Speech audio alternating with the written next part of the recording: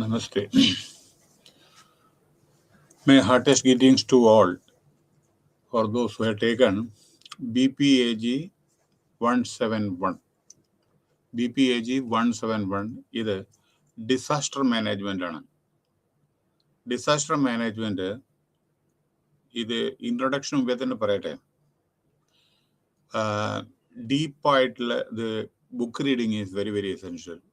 Through out the world ഇന്ന് face ചെയ്യുന്ന air pollution, land pollution, water pollution, അങ്ങനെ radiations, ഇതിനെ പറ്റിയിട്ടാണ് ഇതിൽ വിശദീകരിച്ചിരുന്നത്.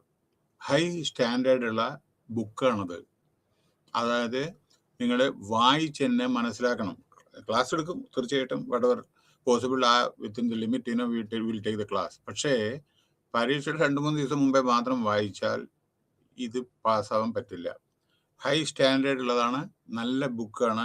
U to read and otherwise it will be difficult. കാരണം ടെക്നിക്കലായിട്ടുള്ള പല കാര്യങ്ങൾ ഇതിലുണ്ട്. അത് വിശദീകരിച്ച് പിന്നീട് പറയാം. അപ്പോൾ ഡിസാസ്റ്റർ മാനേജ്മെന്റ് ആണ്, BPAG 171 ആണ്. ഇത് ഒരു ചെറിയ ഉദാഹരണം പറയുന്നത് എന്താണെന്ന് വെച്ചാൽ, അനവധി യൂണിവേഴ്സിറ്റീസ് പല ടെക്സ്റ്റും ഇതൊക്കെ പബ്ലിഷ് ചെയ്യുന്നുണ്ട്. പക്ഷേ ഇഗ്നോന്റെ അതല്ല, ലേറ്റസ്റ്റ് ആണ്, അപ്ഡേറ്റഡ് ആണ്. അത് ശ്രദ്ധിക്കണം നിങ്ങൾ, കാരണം വളരെ റിലവൻ്റ് ആയിട്ടുള്ളതാണ്. അതുകൊണ്ട് ഡീപ്പ് ആയിട്ടുള്ള reading is very very essential കേട്ടോ. അതാണ് പറയുന്നത്. അല്ലാണ്ട് പരീക്ഷ 2 ദിവസം മുമ്പേ വായിച്ചാൽ നിങ്ങൾക്ക് എഴുതാൻ പറ്റില്ല. പിന്നെ ഒന്നും കൂടി ഞാൻ പറയട്ടെ, കാരണം എത്രയോ അസൈൻമെന്റ് ഒക്കെ ഞാൻ ചിലതൊക്കെ നോക്കുന്നുണ്ട്. കാഷ്വൽ അപ്രോച്ച് അതും പറ്റില്ല, ഗ്രേസ് മാർക്ക് അതും കിട്ടില്ല, എഴുതിയതിന് മാത്രമേ മാർക്ക് കിട്ടൂ. അപ്പൊ ഇത് ശ്രദ്ധിക്കണം കേട്ടോ. ഓക്കെ, നൗ അല്ലാതെ നിങ്ങൾ ഇത് പേടിപ്പെടുത്താനല്ല, you are all brilliant people. പക്ഷെ യഥാർത്ഥമായുള്ള കാര്യങ്ങളാണ് ഇതെല്ലാം പറയുന്നത്, നമ്മൾ കാണുന്നത് കൊണ്ട് ഞാൻ പറയുന്നു മാത്രം. ഓക്കെ, നൗ ഡിസാസ്റ്റർ മാനേജ്മെന്റ്, എൻ്റെ പേര് ആൾറെഡി ഉണ്ട്, ഉണ്ണികൃഷ്ണൻ. Okay, so BPAG 171. ഇനി നമ്മുടെ ഭൂപ്രകൃതി, നമ്മൾ ഫേസ് ചെയ്യുന്ന പ്രശ്നങ്ങൾ, അതിനെ പറ്റിയിട്ടാണ് നമ്മൾ പറയുന്നത്. ഇത് പറയുന്നതിന് മുമ്പേ ചില കാര്യങ്ങളും കൂടി പറയട്ടെ, 1-2 പോയിന്റ് കൂടി പറയട്ടെ. പല വിധത്തിലുള്ള മരണങ്ങൾ സംഭവിക്കുന്നുണ്ട് ലോകത്തിൽ. ഇപ്പൊ കോവിഡ് അറിയാലോ, കോവിഡിനെ പറ്റിയിട്ട് ഞാൻ പറയുന്നില്ല. ഇന്ത്യയുടെ കാര്യം തന്നെ എടുക്കൂ. കഴിഞ്ഞ 20 കൊല്ലത്തിൻ്റെ ഉള്ളിൽ 3,30,480, അതൊക്കെ പോയിട്ടുണ്ടാവും, എത്രയോ മേപ്പെട്ട് പോയിട്ടുണ്ടാവും. 4 ലക്ഷത്തോളം ആളുകളാണ് ഫാർമേഴ്സ് സൂയിസൈഡ് ചെയ്തിട്ടുണ്ട് ഇന്ത്യയിൽ. അതിനെന്താ കാരണം മറ്റേത് വാട്ടറില്ല, മറ്റേ ഇറിഗേഷൻ്റെ അഗ്രികൾച്ചറലിൻ്റെ പ്രശ്നം അവരുടെ നില നശിച്ചു. ഒന്നുമില്ലെങ്കിൽ ഫ്ലഡ്, അല്ലെങ്കിൽ drought, especially in Maharashtra and many other parts of the country. അപ്പോൾ ഏകദേശം 4 ലക്ഷം ആളുകളാണ്. ഇത് ഒഫീഷ്യൽ, ശരിക്കുള്ളത് എത്രയോ ദൈവത്തിന് മാത്രമേ അറിയൂ, കാരണം ചില മരണങ്ങളൊന്നും അതിൽ കൂട്ടില്ല. അത് അപ്പോൾ ഇതെന്തുകൊണ്ടാണ്? പ്രകൃതിയുടെ വികൃതി. പ്രകൃതിയോട് കളിക്കാൻ പറ്റില്ല, ഒന്നും പ്രഡിക്റ്റ് ചെയ്യാൻ പറ്റില്ല. What is going to happen, എന്നാണ് വോൾക്കാനോ വരെ, എന്ന സുനാമി വരെ ഒന്ന് പ്രഡിക്റ്റ് ചെയ്യാൻ പറ്റുമോ? പറ്റും, സയന്റിഫിക് ആയിട്ട് കുറച്ചൊക്കെ പറ്റും. പക്ഷേ ലാൻഡ് സ്ലൈഡോ? പിന്നെ നമ്മൾ ഒന്നുകൂടി ഞാൻ പറയട്ടെ, നമ്മുടെ ഇന്ത്യയുടെ പോപ്പുലേഷനിൽ 70 ലക്ഷം ആളുകൾ എയർ പൊല്യൂഷനിൽ മരിച്ചുകൊണ്ടിരിക്കുന്നുണ്ട്. 70 lakh as per WHO. 70 lakh ആളുകളാണ് മരിക്കുന്നത്. Yes, air pollution as per WHO, world health ഓർഗനൈസേഷൻ്റെ റിപ്പോർട്ട് പ്രകാരം അതിലെ മിഡിൽ ആൻഡ് പോവർട്ടി കൺട്രീസ് ആണ് ഏറ്റവും കൂടുതൽ അഫക്റ്റ് ചെയ്തിരുന്നത്. അതുകൊണ്ട് ഇതിൽ എയർ പൊല്യൂഷൻ ഉണ്ട്, ഹാർട്ട് റിലേറ്റഡ് ഇഷ്യൂസ്, ഹൃദയത്തിനെ സംബന്ധിച്ച്, ശ്വാസ തടസ്സം, അങ്ങനെയൊക്കെ പറയുമല്ലോ. ഇപ്പോൾ ഈ കോവിഡ് ടൈമിലൊക്കെ അതാണല്ലോ പലതും. അതേമാതിരി എയർ പൊല്യൂഷൻ കൊണ്ട് മരിക്കുന്ന ആളുകൾ കൂടുതലാണ്. 70 ലക്ഷം പറഞ്ഞാൽ, ഇതിപ്പോൾ ഞാൻ ഇന്ത്യയുടെ കാര്യമാണ് ഞാൻ പറഞ്ഞത്, സോറി, WHO ഒരു റഫ് എസ്റ്റിമേറ്റ് ആണ്. 70 ലക്ഷം പറഞ്ഞാൽ കോടിയിൽ പോയിട്ടുണ്ടാവും. ഒന്ന്. പിന്നെ വേറൊരു പ്രശ്നം എന്താണെന്ന് വെച്ചാൽ, പിന്നെ ഇതില് എയർ പൊല്യൂഷനിലെ നമ്മുടെ ഇന്ത്യയിൽ പല സിറ്റിയിലും, Delhi is one of the worst air polluted area in the country. Delhi ലോകത്തിൽ തന്നെ വേഴ്സ്റ്റ് ആയിരുന്നു ഒരു കാലത്ത്, 10ാമത്തെ സ്ഥാനത്തായിട്ടുണ്ട്. അപ്പൊ കാരണം അതിന്റെ കാരണങ്ങളുണ്ട്. അതെന്താണെന്ന് വെച്ചാൽ രാജസ്ഥാൻ, പഞ്ചാബ്, ഹരിയാന ഇവിടെ നിന്നൊക്കെ ഈ ഗോതമ്പ് ഇതെല്ലാം കൃഷി എടുത്തതിന്റെ ശേഷം അതെല്ലാം കത്തിച്ചു കളയും. മറ്റേ ഇതൊക്കെ വൈക്കോലും മറ്റേതൊക്കെ ആ കത്തിച്ചിട്ടുള്ള മുഴുവൻ കാറ്റത്ത് മുഴുവൻ അത് ഡൽഹിക്കാണ് വരുന്നത്. അപ്പൊ ഈ ഡൽഹിയിൽ അങ്ങോട്ടും ഇങ്ങോട്ടും കണ്ണു കാണാൻ പറ്റില്ല. ചില സമയത്ത് വാഹനങ്ങൾ തമ്മിൽ ഇടിക്കും. അങ്ങനെയൊക്കെ ചില പല പ്രശ്നങ്ങളുണ്ട്. പിന്നെ ഡൽഹിയിലും കുറെ ഫരീദാബാദ്, ഗാസിയാബാദ് ഇതേമാതിരിയുള്ള സ്ഥലത്ത് കുറെ ഇൻഡസ്ട്രീസും ഉണ്ട്. അപ്പൊ ഇവിടെ പറയാൻ പോകുന്നത് pollution creates lot of problem and അതിൽ നമ്മൾ എന്തെല്ലാം സ്റ്റെപ്പാണ് എടുക്കേണ്ടത് അതൊക്കെയാണ് പിന്നീട് വരുന്നത് കേട്ടോ. അപ്പൊ ഇവിടെ നമ്മൾ പറയാൻ പോകുന്നത് എന്താണെന്ന് വെച്ചാൽ പിന്നെ നമ്മുടെ ടോപ്പോഗ്രാഫി, ഭൂപ്രകൃതി, നമ്മുടെ ഇന്ത്യയുടെ ഭൂപ്രകൃതി നോക്കുമെന്ന് എങ്ങനെയാണെന്ന്. ഹിമാലയം, അതേമാതിരി നോക്കൂ, 4 കടല്, Bay of Bengal, Indian Ocean, Arabian Sea എവിടെയാണ് കിടക്കുന്നതല്ല. നോർത്തിൽ മാത്രം കടലില്ല അല്ലേ, ബാക്കി വെള്ളത്തിലല്ലേ കംപ്ലീറ്റ് കിടക്കുന്നത്. അപ്പോൾ ഇതുകൊണ്ട് എന്താ പ്രശ്നം? ചില സമയത്ത് കടലിൽ നിന്ന് വെള്ളം കരയിലേക്ക് വരും, കടലിൽ നിന്ന് വെള്ളം കരയിലേക്ക് വരും. അങ്ങനെ ജനങ്ങൾക്ക് പല പല പ്രശ്നങ്ങൾ, ഫ്ലഡും മറ്റേതൊക്കെ ഉണ്ടായിട്ട്. അപ്പൊ topography of the country even നമ്മുടെ വളരെ വളരെ വളരെ വളരെ ഡിസാസ്റ്റർ പ്രോൺ ആണ്. എന്തും ഫ്ലഡ് ടൈമിൽ നോക്കൂ, അത് ഞാൻ പറയാം, അത് പിന്നീട് വിശദീകരിച്ച് പറയാം. ആ ഫ്ലഡൊക്കെ വരുന്ന സമയത്ത് അതിലുണ്ടത്.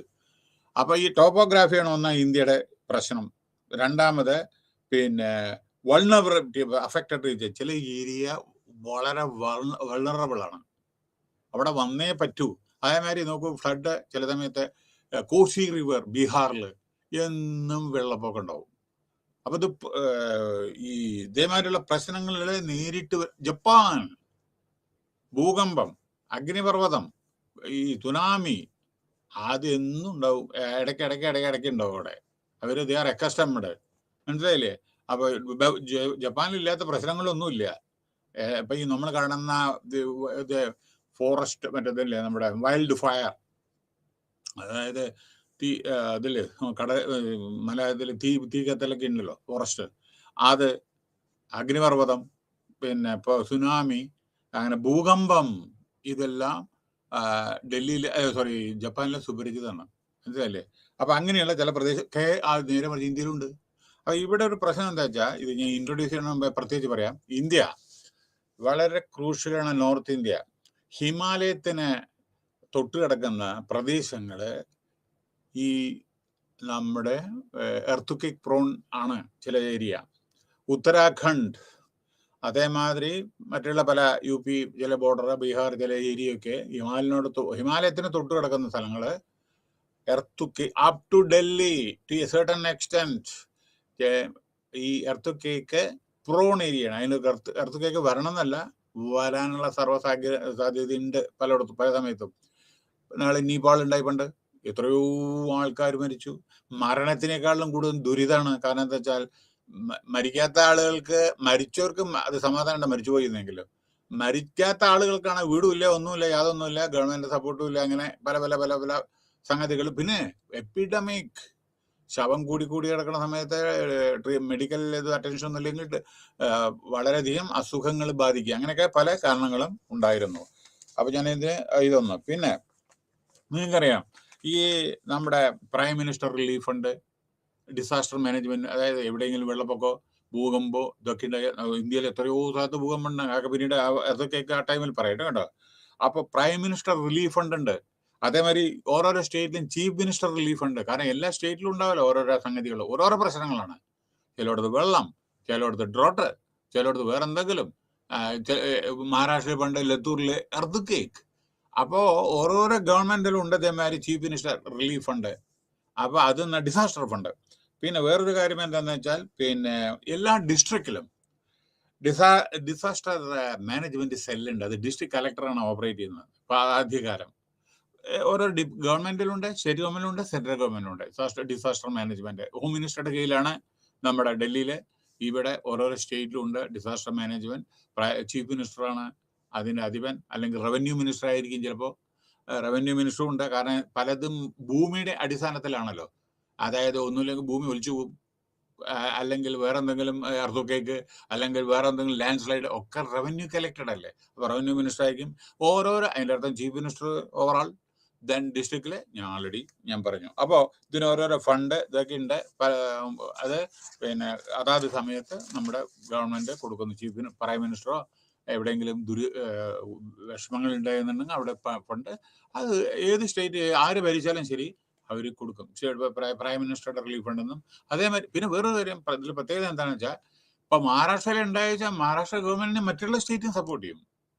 കേരളത്തിലെ ഫ്ലഡ് ഉണ്ടായ സമയത്ത് എത്രയോ സംസ്ഥാനങ്ങളിൽ നിന്ന് പഞ്ചാബ്, തെലുങ്കാന, അതിപ്പോ പൈസ സംബന്ധമില്ല, പല പൈസപരമായിട്ടല്ല, ചിലപ്പോ ഗോതമ്പ്, ചിലപ്പോ റൈസ്, ചിലപ്പോ മെഡിസിൻ, അങ്ങനെ പല വിധത്തിലുള്ള ഹെൽപ്പും അവർ ചെയ്യും. പല വിധത്തിലും ഫ്രീ സപ്ലൈ, ധാന്യങ്ങൾ, ഇതൊക്കെ. കാരണം പലതും ആവശ്യമാണല്ലോ ജനങ്ങൾക്ക്. വസ്ത്രങ്ങള്, കാരണം ഒന്നും ഉണ്ടാവില്ല, വെള്ളത്തിൽ ഒളിച്ചു പോയിട്ടുണ്ടാവും, കാരണം വീടനെ വലിച്ചിട്ടുണ്ടാവും, ഒന്നും ഉണ്ടാവില്ല, തുണി. അപ്പൊ ഇതൊക്കെ പല സ്റ്റേറ്റുകൾ അന്യോന്യം പരസ്പരം സഹായിക്കണം. കാരണം എവിടെ, എന്ന്, എപ്പോ വരുന്ന ഈ ആർക്കും പ്രഡിക്റ്റ് ചെയ്യാൻ പറ്റില്ല. ഓക്കെ, അപ്പൊ അതായി. പിന്നെ യെസ്, ഇനി പറയാനുള്ളത് അടുത്തത്, ഈ സബ്ജക്റ്റില് 4 ബ്ലോക്കാണ് ഉള്ളത്. 15 യൂണിറ്റ് ആണ് ഈ ഡിസാസ്റ്റർ മാനേജ്മെന്റിലുള്ളത് കേട്ടോ. BPAG 171 അല്ലേ, BPAG 171 4 ബ്ലോക്കിന്റെ 15 യൂണിറ്റ് ആണ് ഉള്ളത്. ഓക്കെ, അപ്പോ ഇതില് യെസ് ഡിസാസ്റ്റർ മാനേജ്മെന്റ്. അപ്പോ എന്താ ചെയ്യണ്ടേ? ഡിസാസ്റ്റർ ഇല്ലാതെ കാത്തു സൂക്ഷിക്കുക ചിലതൊക്കെ, അല്ലേ? ഡിസാസ്റ്റർ ഇല്ലാതെ ചിലതൊക്കെ നമുക്ക് സൂക്ഷിച്ചൂടെ? നമ്മളിപ്പോ പെട്രോളിയം പ്രോഡക്റ്റ് റോഡിൽ കൂടെ വാഹനത്തിൽ കൊണ്ടുപോയി വിചാരിക്കുക, അത് സ്ലിപ്പ് ചെയ്ത് വീണ് ചിലപ്പോൾ ഡ്രൈവിങ് പെട്ടെന്ന് ബ്രേക്ക് ചെയ്തു, അത് ചിലപ്പോൾ പൊട്ടിത്തെറിക്കും, അല്ലെങ്കിൽ അതിന്റെ ഓയിൽ ചിലപ്പോൾ. അപ്പോൾ പലതും തടഞ്ഞു നിർത്താം. കടല് ചിലപ്പോൾ കടലെടുക്കുന്നു, ആ സമയത്ത് അവിടെ കടൽ ഭിത്തി ഒക്കെ ഇട്ട് അങ്ങനെ പ്രീ ഡിസാസ്റ്റർ സ്റ്റെപ്സ് നമുക്ക് എടുക്കാവുന്നതാണ് ചിലത്. പിന്നെ ഡിസാസ്റ്റർ വരുമ്പോൾ നിങ്ങൾ എന്ത് സ്റ്റെപ്പ് എടുക്കുന്നത്? പോസ്റ്റ്, അതിനുശേഷം നിങ്ങൾ എന്ത് സ്റ്റെപ്പ് എടുക്കുന്നത്? അതായത് ഡ്യൂറിങ് ഡിസാസ്റ്റർ, അതായത് ഹെലികോപ്റ്റർ, മറ്റേ ഇത് റാപ്പിഡ് ആർമഡ് ഫോഴ്സ്, അതേമാതിരി പോലീസ്, ഫയർ ഫൈറ്റിംഗ്. അപ്പൊ ഡ്യൂറിങ് ഡിസാസ്റ്ററിൽ ഇതൊക്കെ ആവശ്യമാണ്. ജനങ്ങളെ രക്ഷിക്കണം, മൃഗങ്ങളെ രക്ഷിക്കണം, കുട്ടികളെ, വയസ്സായ ആളുകളെ പ്രത്യേകം സൂക്ഷിക്കണം. പിന്നെ ഒറ്റയ്ക്ക് താമസിക്കുന്ന ആളുകളെ ആരും ശ്രദ്ധിക്കില്ല. ചില സമയത്ത് കാട്ടിലൊക്കെ ജീവിക്കുന്ന കാട്ടിന്റെ തീരത്ത് ട്രൈബൽ ബെൽറ്റ് ഒക്കെ ഉണ്ട്, അവിടെയൊക്കെ വെള്ളം വരും അതിൻ്റെ ഉള്ളിൽ. അപ്പൊ അങ്ങനത്തെ ആളുകൾക്ക് പ്രത്യേകം ഇത്. പിന്നെ പോസ്റ്റ് ഡിസാസ്റ്റർ, ചിലപ്പോൾ വെള്ളപ്പൊക്കോ, അതിനുശേഷമാണ് വളരെ പ്രാധാന്യം. എപ്പിഡമിക് ഉണ്ടാവും, വെള്ളം കുടിക്കാനുണ്ടാവില്ല, ഡ്രിങ്കിങ് വാട്ടർ ഉണ്ടാവില്ല, അതേമാതിരി ഡോക്ടേഴ്സ്, ഇവരൊക്കെ ആവശ്യമാണ്. അപ്പൊ എന്ത് സ്റ്റെപ്പാണ് എടുക്കുന്നത്? പിന്നെ വീട് വെച്ചു കൊടുക്കേണ്ടി വരും, ഹോസ്പിറ്റൽസ്, സ്കൂൾസ് ഒന്ന് ഒക്കെ ഒലിച്ചു പോയിട്ടുണ്ടാവും, അല്ലെങ്കിൽ തരിപ്പണമായിട്ടുണ്ടാവും. റെസ്പോൺസ്, എങ്ങനെയാ റെസ്പോണ്ട് ചെയ്യണത്, അതാണ് പ്രാധാന്യം. പിന്നെ റിക്കവറി, സ്റ്റെപ്പ് ബൈ സ്റ്റെപ്പ് അതിൽ നിന്ന് മോചനം നേടണം. പക്ഷെ ഓർക്കണേ, ചിലപ്പോൾ ഈ ഭൂകമ്പത്തിൽ ഈ റിക്കവറി, ജപ്പാനിലൊക്കെ റിക്കവറി സ്റ്റെപ്പ് വേറെ ഭൂകമ്പം അപ്പോഴേക്കിലാവും, അതുകൊണ്ട്. പക്ഷെ എങ്കിലും നമ്മൾ റിക്കവറി ചെയ്യാതിരിക്കാൻ പറ്റുമോ? വരുംച്ചിട്ട് നമുക്ക് ചെയ്യാതിരിക്കാനും പറ്റില്ലോ recovery. Now Unit 1, meaning type of disaster, natural disasters, other classification, introduction. വായിച്ചാൽ മതി, മീനിങ് ഓഫ് ഡിസാസ്റ്റർ. ഓക്കെ, അതിന് വേണ്ടിയിട്ട്. Disaster has been with us as long as ഇത് ലോകം എന്നു മുതൽ സ്റ്റാർട്ട് ചെയ്ത അന്ന് മുതൽ ഉണ്ടത്. നമ്മുടെ പൂർവികരെ ഇത്തരത്തിലുള്ള ഡിസാസ്റ്റർമാരൊക്കെ, ഇന്നൊക്കെ പലതും പുതിയ ഇതുണ്ട്, പക്ഷെ അന്ന് അതൊക്കെ അവരെ പൂർവികരെ ഇതെല്ലാം നോക്കി കാര്യങ്ങൾ തിരഞ്ഞു. ദേ ഹാവ് സഫേർഡ്, അവരൊക്കെ വളരെയധികം. അന്ന് മെഡിസിൻ ഉണ്ടായിരുന്നില്ല, ബോട്ട് ഉണ്ടായിരുന്നില്ല, ആരെങ്കിലും രക്ഷപ്പെടുന്നത് ഫയർ ഫൈറ്റിംഗ് ഇതിൽ ഉണ്ടായിരുന്നില്ല, മരുന്നുകളില്ല, അതൊക്കെ സർവൈവ് ചെയ്തു. ആൻഡ് ലൈഫ് ഹാസ് കണ്ടിന്യൂഡ്, അങ്ങനെ ജീവിതം തുടർന്നുകൊണ്ടേയിരുന്നു. Most of the old problem remain threatening as ever, അതേമാതിരിയുള്ള പ്രോബ്ലം ഇപ്പം ഇന്നുണ്ട്. നാച്ചുറൽ ഫിനോമിന സച്ച് എർത്തുക്കെ, ഇന്നുണ്ട് എർത്തുക്കെ, പണ്ടുണ്ട് എർത്തുക്കെ, സൈക്ലോൺ ഇന്നുണ്ട്, അന്നുണ്ട്, അഗ്നിപർവ്വതം അന്നുണ്ട്, ഇന്നുണ്ട്, എറപ്ഷൻ, വോൾക്കാനോ, സുനാമി ഉണ്ട്, വൈൽഡ് ഫയർ ഉണ്ട്, കാട്ടുതീ, ഫ്ലഡ്, ലാൻഡ് സ്ലൈഡ്, മണ്ണ് ഒലിച്ചു പോവുക, ഡ്രോട്ട്, അറിയാലോ, വെള്ളമില്ലാണ്ട്. Okay, still persist. So manmade disaster ഉണ്ട്, ചിലപ്പോൾ മനുഷ്യരുണ്ടാക്കുന്ന ഡിസാസ്റ്റർ ഉണ്ട്, അതൊക്കെ നമുക്ക് പറയാം ഏതാണ് മാൻമെയ്ഡ്, പിന്നീട് വരുന്നുണ്ട്. This disaster continue to cause, ഇതേ മരണത്തിനിട വരുന്നു. മരിച്ചാൽ കുഴപ്പമില്ല, മരണത്തെക്കാളും കൂടുതൽ ചിലപ്പോൾ രണ്ടാളുടെ 2 കൈയും പോയി, അല്ലെങ്കിൽ കാലും പോയി, ജീവിക്കണം, ആകെ യങ്ങാണ് ആള്. അപ്പൊ കാഷ്വാലിറ്റീസ് ആണ് ഏറ്റവും കൂടുതൽ ഡേഞ്ചർ. ചിലപ്പോൾ കണ്ണുണ്ടാവില്ല, മൂക്കുണ്ടാവില്ല, അങ്ങനെയൊക്കെ ആയിരിക്കും. കാരണം തലയുടെ മീതിയാണ് ഓരോന്ന് വീഴുക, പാറക്കാല് ഇങ്ങനെയൊക്കെ. എന്താ തല പിന്നെ അവിടെ നമ്മുടെ ചത്ത ശവന്മാര് കിടക്കേണ്ടി വരും ചില സമയത്ത്. അപ്പൊ എക്കണോമിക്, പിന്നെ രാജ്യത്തിന്റെ എക്കണോമിക്, സ്റ്റേറ്റിന്റെ എക്കണോമിക് തരികിട മറിയും. കാരണം എന്താന്ന് വെച്ചാൽ ഇത്ര ജപ്പാന്റെ പിന്നെ അതിന് പ്രത്യേകത, യു കനോട്ട് കമ്പയർ ജപ്പാൻ, നമ്മുടെ അവരുടെ പ്രത്യേകത ഉണ്ട് അതിന്. കാരണം ഇത്തരത്തിൽ വരണ സമയത്ത് ഈ കാരണം ഇവർക്ക് സപ്ലൈ കൊടുക്കണം, അത് കൊടുക്കണം, മെഡിസിൻ കൊടുക്കണം, അതൊക്കെ പൈസ അല്ലേ, ചെലവല്ലേ. വീട് വെച്ച് കൊടുക്കണം, സ്കൂള്, കുട്ടികളുടേത് പലതും അവർ യൂണിഫോം ഉണ്ടാവില്ല, ഒക്കെ ഒലിച്ചു പോയിട്ടുണ്ടാവും വെള്ളത്തില്, അല്ലെങ്കിൽ മണ്ണിന്റെ അടിപ്പെട്ടിട്ടുണ്ടാവും. ചില സമയത്ത് അങ്ങനെ ഒരു രാത്രി ലാൻഡ് സ്ലൈഡ് കൊണ്ട് 40 ആൾ, 50 ആൾ, 60 ആൾ അങ്ങനെ മണ്ണിന്റെ അടിപ്പെട്ടിട്ടുണ്ടാവും. എത്രയോ അടി കീപ്പെട്ട് ഒരിക്കലും രക്ഷപ്പെടുത്താൻ പറ്റാതെ കുറെ രക്ഷപ്പെടുത്തും, കുറെ അങ്ങനെ മണ്ണിന്റെ അടി കിടക്കും. അപ്പോ ഇതൊക്കെ എക്കണോമിക് പ്രശ്നങ്ങൾ ഉണ്ടാവും. ഇതിനൊക്കെ പൈസ കൊടുക്കണ്ടേ, ലോസ്, പ്രോപ്പർട്ടി ലോസ്, ഡാമേജ്. പിന്നെ പ്രത്യേകത എൻവയോൺമെന്റിന് വലിയ പ്രശ്നമില്ലേ, മണ്ണിടിയ, മലയുടെ ഇടിഞ്ഞു വീഴില്ലേ, മലയ്ക്ക് ബലം, അതായത് ഹിൽസ് അവിടെ നിന്നല്ലേ വരുന്നത്. അപ്പൊ ഹില്ലിന് ഇതുണ്ടോ ഉറപ്പ്. So however we have neither eliminated. അപ്പൊ അങ്ങനെ അത് നടന്നുകൊണ്ടിരിക്കുന്നു. Meaning of disaster, the term disaster, disaster management അല്ലേ. അപ്പൊ ഡിസാസ്റ്റർ എന്താണ്? Its origin to the French word. മറക്കരുത്, ചോദ്യം ഇതിലുണ്ടാവും. എവിടുന്നാണ് ഈ ഡിസാസ്റ്റർ എന്നുള്ള വേർഡ് വന്നത്?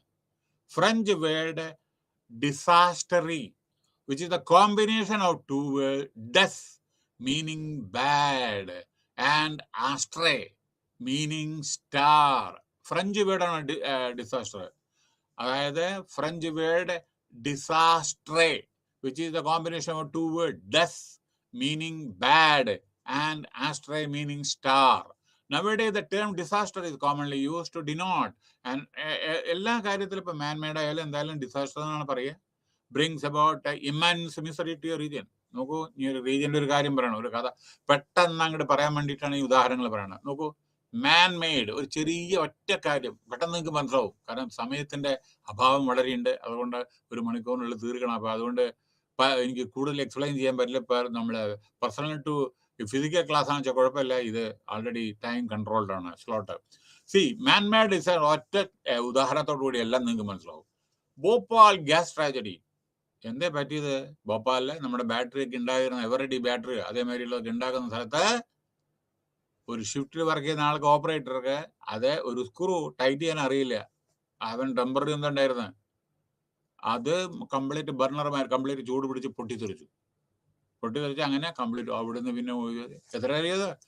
ലോകത്തിലെ ഏറ്റവും വലിയ ഇൻഡസ്ട്രിയൽ ആക്സിഡന്റ് ആണ് ഭോപ്പാൽ. എത്ര 1000 ജനങ്ങൾ മരിച്ചു എന്ന് ഇന്നും അറിയില്ല. ഒരു ഒഫീഷ്യൽ റെക്കോർഡ് 15,000 മുതൽ 20,000 ആണ്. പക്ഷേ ലക്ഷക്കണക്കിന് ആളുകൾ ഇന്നും സഫർ ചെയ്തുകൊണ്ടിരിക്കും. കണ്ണില്ല, മൂക്കില്ല. ചിലര് ഗർഭം ധരിക്കുന്ന സമയത്ത് തന്നെ കൊച്ചുകുട്ടികൾക്ക് അവർക്ക് ചില പ്രശ്നങ്ങളൊക്കെ, ഹാൻഡിക്യാപ്ഡ് ആയിട്ടുള്ളൊക്കെ പലതായിട്ട് ഇങ്ങനെ വരുന്നു. അങ്ങനെ പല പ്രശ്നങ്ങളുണ്ട്. അതെന്താണ് കാരണം? മാൻ മെയ്ഡ് ആണ്. കാരണം അവിടെ സ്കിൽഡ് ആയിട്ട് ആളെ വിളിച്ചില്ല, അത് ഓപ്പറേറ്റ് ചെയ്യാൻ ആൾക്ക് അറിയുമായിരുന്നില്ല. അങ്ങനെ ഒരു ലൂസായിട്ടുള്ള എന്തെങ്കിലും വരുന്ന സമയത്ത് അത് ടൈറ്റ് ചെയ്യാനുള്ള എബിലിറ്റി, സ്കില്ല് ഓപ്പറേറ്റർക്ക് ഉണ്ടായിരുന്നില്ല. പൊട്ടിത്തെറിച്ചു. പിന്നെ ബാക്കി ചരിത്രം. ഇന്നും ശരിക്ക് എന്തിന് രണ്ടാം ലോകമഹായുദ്ധത്തിലെ ഹിരോഷിമ, നാഗസാക്കി, ഇന്നും ആ ബോംബ് വീണ സ്ഥലത്ത് പുല്ല് മുളക്കില്ല. പുല്ല് മുളച്ചിട്ടില്ല ഹിരോഷിമ, നാഗസാക്കി. കാരണം പോയ്സണസ് ഇതാണ് അമേരിക്ക ഇട്ടത്. മനസ്സിലായില്ലേ? അപ്പൊ ഇത് ചിലത് അപ്പൊ അത് മാൻമെയ്ഡ് അല്ലേ. അമേരിക്കയിൽ നിന്ന് വന്നിട്ട് അതേമാതിരി ഇവിടെ കൊണ്ടുവരും ഹിരോഷിമ, നാഗസാക്കി കൊണ്ട്, അത് മാൻമെയ്ഡ് ഡിസാസ്റ്റർ അല്ലേ. വെള്ളപ്പൊക്കം ശരി, നേച്ചുറൽ വന്നു. അപ്പൊ ഇതോ? മനസ്സിലായില്ലേ? ഇപ്പോ യുക്രൈൻ അല്ലെങ്കിൽ അഫ്ഗാനിസ്ഥാൻ മാൻമെയ്ഡ് അല്ലേ പ്രശ്നങ്ങള്. അഫ്ഗാനിസ്ഥാനില് പ്രശ്നങ്ങൾ മനുഷ്യരുണ്ടാക്കിയതല്ലേ, അല്ലാണ്ട് അഫ്ഗാനിസ്ഥാനിൽ ഉണ്ടാക്കിയത് തന്നെ ഉണ്ടാക്കിയ പ്രശ്നമല്ലല്ലോ. ഇപ്പൊ അഫ്ഗാനിസ്ഥാനിലൊക്കെ ഇറാഖില് മനുഷ്യനുണ്ടാക്കിയതല്ലേ ഇതൊക്കെ. Okay, now as per disaster management act ഉണ്ട് ഇന്ത്യയുടെ 2005 ഒരു ആക്ട് പാസ്സാക്കിയിട്ടുണ്ട്. ഡിസാസ്റ്റർ മീൻസ് ഏറ്റവും ഇത് ഓക്കെ വിപത്തായ, അതായത് catastrophe, mishap, calamity or grave occurrence in any area arising the natural man-made, natural ആവാം, മനുഷ്യനുണ്ടാക്കിയതാവാം, by accident and negligence which results in നമ്മുടെ endosulfan in Kasaragod district in Kerala man-made അല്ലേ. അവിടെ പ്ലാന്റേഷനിൽ തളിച്ച അതാണ് വിഷം, കെമിക്കൽ. ഇതാണ് ഇന്നും അവിടെ എത്രയോ ആളുകൾ മരിച്ചുകൊണ്ടേയിരിക്കുന്നു. കൊച്ചുകുട്ടികൾക്ക് പറയാൻ പറ്റില്ല. വളരെ മരിക്കുന്നതിനേക്കാളും യഥാർത്ഥത്തിൽ മരണമാണ് ഏറ്റവും നല്ലത്. കാരണം എന്താ വെച്ചാൽ ഈ ദുരിതം അനുഭവിക്കുന്ന അനവധി ആളുകളെ ഈ ഭോപ്പാലിലും അതേമാതിരി Kasaragod district in Kerala also it is there endosulfan. Okay, അപ്പോ negligence with result substantial loss of human being, damage okay done, and damage to destruction of property, damage to degradation, environment, മണ്ണ് ഇതിൻ്റെയൊക്കെ, and nature or magnitude to the capacity to communicate with the affected area. അത് ഉണ്ട്. Now the following are the related impacts of disaster. ഈ താഴെ പറയുന്ന സംഭവങ്ങളാണ്. Disaster ഉണ്ടെങ്കിൽ എന്താ കുഴപ്പം? നോർമൽ ലൈഫ് അഫക്റ്റ് ചെയ്യും, മനുഷ്യൻ മരിക്കും, പ്രോപ്പർട്ടി പോവും, ഒലിച്ചു പോവും, സാധനങ്ങളൊക്കെ. അതേമാതിരി വെള്ളം എടുത്തോണ്ട് പോകും ചില സമയത്തേ. ഇനി അതിന് വേണമെച്ചാൽ എക്സാമ്പിൾ ഞാൻ പറഞ്ഞുതരാം. പണ്ട് ഇതിന്റെ loss of life and property നോക്കിക്കോളൂ. എന്താ, ഞാൻ ഉദാഹരണം പറയാം. പ്രകൃതിയോടെ ഒരിക്കലും കളിക്കരുതെന്ന് ആദ്യം തന്നെ ഞാൻ പറഞ്ഞു. നമ്മൾ കാഷ്വൽ ആയിട്ട് തന്നെ അനുഭവിച്ചേ തീരൂ. ഇനി ഉദാഹരണം പറയാം. നിങ്ങൾ കേട്ടിട്ടുണ്ടോ നമ്മുടെ സുന്ദർലാൽ ബഹുഗുണ, ചുപ്ക മൂവൻ, ബഹുഗുണ. അദ്ദേഹം മരിച്ചു. അയാള് തെഹരി ഡാം പണിയരുത്, ഭാഗീരഥി റിവറില്, നമ്മുടെ ഉത്തരാഖണ്ഡ് ഡിസ്ട്രിക്റ്റിലാണ്, ഭാഗീരഥി റിവറില് ആ തെഹരി ഡാം പണിയരുത്. അതിന്റെ കാരണം ഭൂമി കുലുക്കാനുള്ള സ്ഥലമാണത്. ഭൂമി കുലുങ്ങിയിട്ടുണ്ടെങ്കിൽ അത് പൊട്ടിയാൽ, ഡാം പൊട്ടിയാൽ 4 സംസ്ഥാനം വെള്ളത്തിലാവും പോയി. പിന്നെ വെള്ളം വരും. കാരണം ഹിമാലയത്തിന്റെ മുകളിലാണ്, അത് കീഴ്പ്പെട്ട് വരും. അപ്പോൾ അതുകൊണ്ട് അനവധി ലക്ഷം ആളുകൾ മരിക്കും. ആ ഡാം കെട്ടരുത് എന്ന് പറഞ്ഞിട്ട് സത്യാഗ്രഹം ചെയ്ത സുന്ദർലാൽ ബഹുഗുണ, ഓക്കെ, അയാളെ ചിപ്കോ മൂവ്മെന്റ് പറഞ്ഞിട്ട്. അപ്പൊ അങ്ങനെ എന്നിട്ട് പക്ഷെ അവരെ കെട്ടി. പിന്നെ ഓക്കെ, അതവിടെ കിട്ടും. ഇനിതാ വേറെ ഉദാഹരണം ഞാൻ പറയാം. ചിലപ്പോൾ അപകടങ്ങൾ ഉണ്ടാവും, ചിലപ്പോൾ അപകടങ്ങൾ നമ്മൾ ചോദിച്ചു വാങ്ങും. ഇതാ കേട്ടോളും. കേദാർനാഥില് പിന്നെ അളകാനന്ദ റിവർ, അളകാനന്ദ റിവർ കുറച്ച് വർഷങ്ങൾക്ക് മുമ്പേ സംഭവം ഉണ്ടായത്. അത് അതും ഉത്തരാഖണ്ഡ്. അത് എല്ലാ ഈ നദികൾ, ഗംഗ ഇതാണ് നമ്മുടെ ഹിമാലയത്തിൽ ഉപയോഗിക്കുന്ന ഏറ്റവും വലിയ നദികൾ. ഓക്കെ, നല്ല ഒഴുക്കുള്ളതാണ്. അപ്പൊ ആ നദി ഒഴുകുന്ന സ്ഥലത്ത് ഒഴുകി വരുന്ന ഉത്തരാഖണ്ഡിൽ എന്ത് ചെയ്തറിയോ? കേദാർനാഥിലെത്തുമ്പോ ആ വെള്ളത്തിന് ഇതിന് നദിയെ ഡൈവേർട്ട് ചെയ്തിട്ട് ആ സ്ഥലം ഓക്യുപ്പൈ ചെയ്തിട്ട് വലിയ വലിയ ബിൽഡിംഗ് ഉണ്ടാക്കി. അവിടെ എസ്റ്റേറ്റ് നമ്മുടെ മുതലാളിമാര് വലിയ വലിയ ഹോട്ടൽസും ടൂറിസവും മറ്റേ ബംഗ്ലാവും എല്ലാം കെട്ടി നദിയുടെ ഒഴുക്ക് മാറ്റി.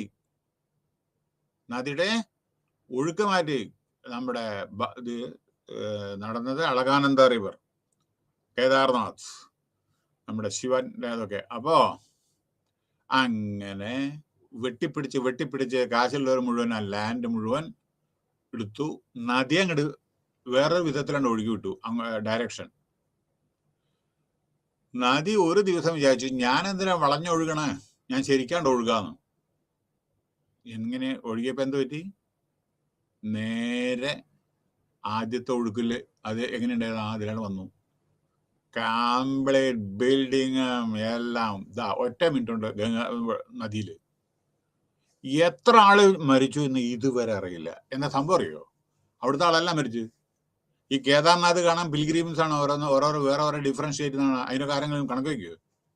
അവനവന്റെ ഇപ്പൊ സ്ഥലത്ത് നിന്നാണെങ്കിൽ അവിടുത്തെ വില്ലേജ് ഓഫീസറിന്റെ മറ്റേ എത്ര ആൾ മരിച്ചു എന്നറിയാം. ഒരൊറ്റ കുട്ടികളിൽ എത്ര ആൾ മരിച്ചു എന്ന്.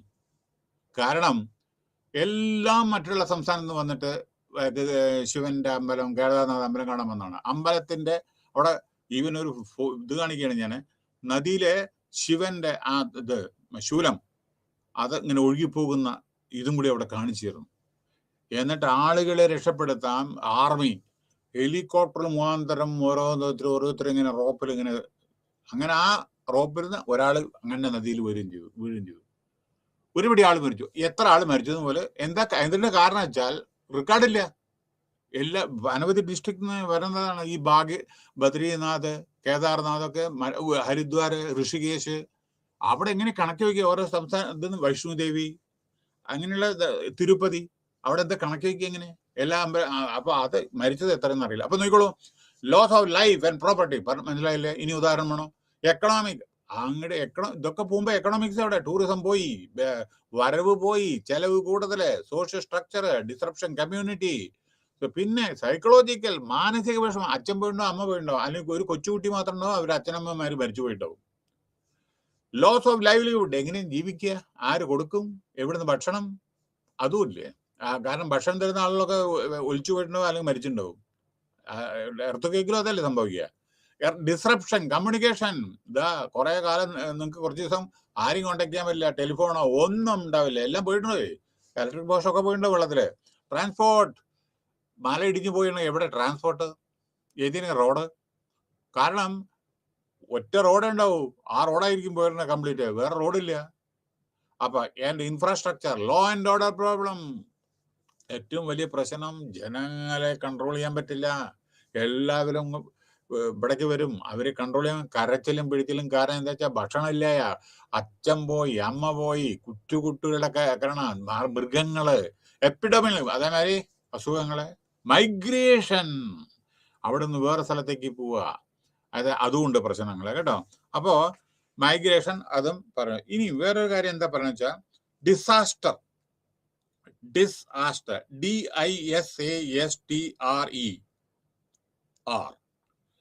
ഡിസാസ്റ്റർ.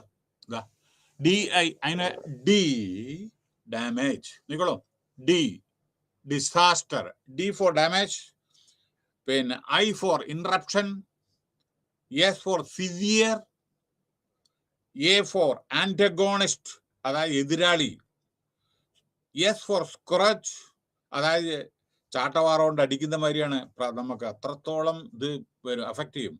പിന്നെ ട്രോമ, ആഘാതം, T. പിന്നെ ഈ എമർജൻസി വരില്ലേ. Then R, risk. അപ്പോ ഡിസാസ്റ്ററിന് D for damage, I for interruption, and S for severe, A for antagonist, എതിരാളി, S ഫോർ ചമ്മിട്ട്, ഇത് നമ്മൾക്ക് പ്രഷർ, അടി.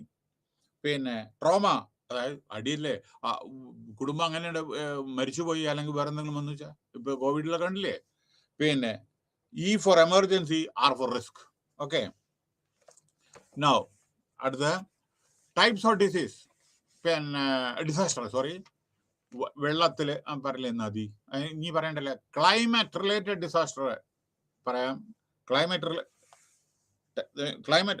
എവിടെ, വാട്ടർ അല്ലേ, വാട്ടറിൻ്റെ ഡിസാസ്റ്റർ അല്ലേ. നോക്കൂ, പിന്നെ ഫ്ലഡ്, സൈക്ലോണ്, പിന്നെ ടൊർണഡോ, ഹരിക്കെയിൻ, ചുഴലിക്കാറ്റ്, ഹെയിൽ സ്റ്റോം, ആലിപ്പഴം, ക്ലൗഡ് ബേഴ്സ്, മേഘസ്ഫോടനം, ഹീറ്റ് വേവ്, ചൂടുകാറ്റ്, ഇതൊക്കെ ക്ലൈമറ്റിന്. അവലാഞ്ചി, ഹിമപാതം, ഡ്രോട്ട് അറിയാലോ നിങ്ങൾക്ക്, സീ എറോഷൻ, കടലെടുക്കുക, തണ്ടർ, ലൈറ്റ്നിങ്, ഇടിമിന്നലും മറ്റേതൊക്കെ, സുനാമി, ഇതൊക്കെയാണ് water climate related disaster. And climate disaster. Next, geology related disaster. Geologically related disaster എന്ന് പറഞ്ഞാൽ ലാൻഡ് സ്ലൈഡ്, മഡ് ഫ്ലോ, മണ്ണ് ഒലിച്ചു പോവുക, earthquake, dam failure, dam പൊട്ടിയാലോ. ഓക്കെ, അത് കഴിഞ്ഞിട്ട് പിന്നെ ഡാം ബേഴ്സ്, അതും പറഞ്ഞു. ഇനി കെമിക്കൽ, ഇൻഡസ്ട്രിയൽ ആൻഡ് പറഞ്ഞില്ലേ, കെമിക്കലിന് ഞാൻ പറഞ്ഞില്ലേ, കെമിക്കലിന് വരുന്നത് chemical and industrial, Bhopal tragedy ഞാൻ പറഞ്ഞില്ല, കെമിക്കലിന്റെ പ്രശ്നം ഉണ്ടായിരുന്നു. ഇൻഡസ്ട്രി ആക്സിഡന്റ് ഭോപ്പാലത്ത്, അതാ ഞാൻ പറഞ്ഞത്. ചെർണോബിൾ, അതാണ്. ഇനി അടുത്തത് ന്യൂക്ലിയർ റിലേറ്റഡ് ഡിസാസ്റ്റർ. നമ്മുടെ വളരെ വളരെ വളരെ വളരെ അപകടകരമായ സ്ഥിതിയിലാണ് ഇന്ത്യ നിലനിൽക്കുന്നത്. ഇന്ത്യ രാജ്യം, നമ്മുടെ സറൗണ്ടിങ് ഏരിയ എല്ലാം ന്യൂക്ലിയർ പവറാണ്. ഓർക്കണം, പാകിസ്ഥാൻ, ചൈന, മനസ്സിലായില്ലേ. പിന്നെ ഇന്ത്യ പിന്നെ ആണ്. അപ്പൊ എന്താ പറ്റുന്ന അറിയാം, ഇതിന്റെ റേഡിയേഷൻസ് ഉണ്ടായിരിക്കും. ചെർണോബിൾ, നമ്മുടെ റഷ്യയിലെ ഇതേമാതിരി റേഡിയേഷൻ ഉണ്ട്. എത്ര ആൾ മരിക്കുന്ന അറിയില്ല. അതേമാതിരി ഇപ്പൊ ഇവിടെ നമ്മുടെ എത്രയും ന്യൂക്ലിയർ പവർ പ്ലാന്റ്സ് ഉണ്ട്. കൂടംകുളം ഉണ്ട്, അതേമാതിരി പലതും താരാപൂർ ഇതുണ്ട്, ശ്രീഗംഗാ നഗറിലുണ്ട്, നമ്മുടെ മദ്രാസ് അറ്റോമിക് പവർ പ്ലാന്റ് ഉണ്ട്, ബാബ അറ്റോമിക് സെന്റർ ഉണ്ട്, അതേമാതിരി ഇവിടെ വൈഗ മറ്റേ കർണാടകയിലുണ്ട്. അങ്ങനെ പലയിടത്തും നമ്മുടെ ന്യൂക്ലിയർ ഇതുണ്ട്. ഇതിൻ്റെയൊക്കെ റേഡിയേഷൻസ് ഉണ്ട്. റേഡിയേഷൻ പറയുന്നത് അറിയോ? അത് അഫക്റ്റ് ചെയ്തിട്ടുണ്ടെങ്കിൽ നമ്മുടെ കടലിലേക്ക് പോയാൽ ആ കടലിന്റെ മീൻ കഴിച്ചാൽ പോലും നമുക്ക് അതുണ്ടാവും. കാരണം പ്രഗ്നന്റ് ആയ ലേഡീസ് 6 മാസം 5 മാസമായി പ്രഗ്നന്റ് ആയതിലും പ്രസവിക്കും, കുട്ടി മരിക്കും. അതേമാതിരി റെഡ് കളറിലായിരിക്കും. അത് ജനറേഷൻ ബൈ ജനറേഷൻ അഫക്റ്റ് ചെയ്യും റേഡിയേഷൻ. അതാണ് പ്രത്യേകം. അല്ലാണ്ട് നമ്മൾ മരിച്ചു പോയിച്ചാൽ നമ്മുടെ കുടുംബത്തിന് നമ്മൾക്ക് മക്കളിന് അവർക്കുണ്ടോ ഇത് റേഡിയേഷൻ? അപ്പോൾ അതൊക്കെ ശ്രദ്ധിക്കണം. അടുത്ത് പിന്നെ accident related natural disasters, earth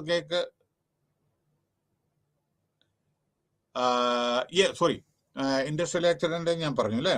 പിന്നെ ആക്സിഡന്റ് റിലേറ്റഡ് ഡിസാസ്റ്റർ ഉണ്ട്. പിന്നെ ഫോറസ്റ്റ് ഫയർ, അർബൻ ഫയർ, തീ കത്തല്, മൈൻഡ് എക്സ്പ്ലോഷൻ, പിന്നെ എണ്ണ ലീക്ക് ആവുന്നത്, പിന്നെ ബിൽഡിംഗ് കൊളാപ്സ് ആവുന്നത്, ബോംബ് ബ്ലാസ്റ്റ് ഉണ്ടാകുന്നത്, പിന്നെ നമ്മൾ ഫെസ്റ്റിവൽ ടൈമിൽ പടക്കം പൊട്ടിക്കുമ്പോൾ തീ കത്തുന്നത്, ഇലക്ട്രിക്കൽ ഡിസാസ്റ്റർ, ബോട്ട് തലകിടായി വീഴുക, അതിന്ന് പിന്നെ വെള്ളത്തില് മറ്റേതൊക്കെ ഡീസലും മറ്റേതൊക്കെ നമ്മുടെ കനാൽ ഇതില് കടലിലൊക്കെ ചെയ്യുന്നതും, പിന്നെ വില്ലേജ് ഫയർ, വില്ലേജിൽ ഉണ്ടാകുന്ന ഫയർ, ഇതൊക്കെ. അടുത്ത് വൈൽഡ് ഫയർ, സൈക്ലോൺ, എപ്പിഡമിക്സ്, ഇതൊക്കെ. പിന്നെ വേറൊരു കാര്യം എന്താണെന്ന് വെച്ചാൽ എർത്തുക്കേക്ക് പറഞ്ഞു. ഈ എർത്തുക്കേക്ക് നമ്മുടെ കൊയിനമ്മ, അതേമാതിരി ലത്തൂർ, അതേമാതിരി ഇങ്ങനെയുള്ള അതിന്റെ സ്റ്റേറ്റ്മെന്റ് പിന്നീട് വരുന്നുണ്ട് കേട്ടോ, ടേബിള്. അപ്പൊ കൂടുതൽ സംസാരിക്കാം. എർത്തുക്കേക്ക് കാരണം വളരെ ശ്രദ്ധിക്കണതാണ് ഇന്ത്യയിൽ. എന്താ കാരണം അറിയോ? ഹിമാലയത്തിന്റെ ഈ നമ്മുടെ ക്രാഷ് ചെയ്തുകൊണ്ടിരിക്കുകയാണ് ഹിമാലയത്തിലെ നമ്മുടെ ഭൂമി. അപ്പൊ അതിന്റെ ഇടയിൽ ജർക്ക് ചെയ്യണ ഇതിന്റെ ഡാഷ് ചെയ്യുന്ന സമയത്താണ് ജർക്കിങ് വരുന്നത്. ജർക്കിങ് സമയത്താണ് ഭൂമി കുലുക്കം വരുന്നത്. അങ്ങനെയാണ് ആ പ്രാവശ്യം നമ്മുടെ നേപ്പാൾ ഹിമാലയത്തിലല്ലേ.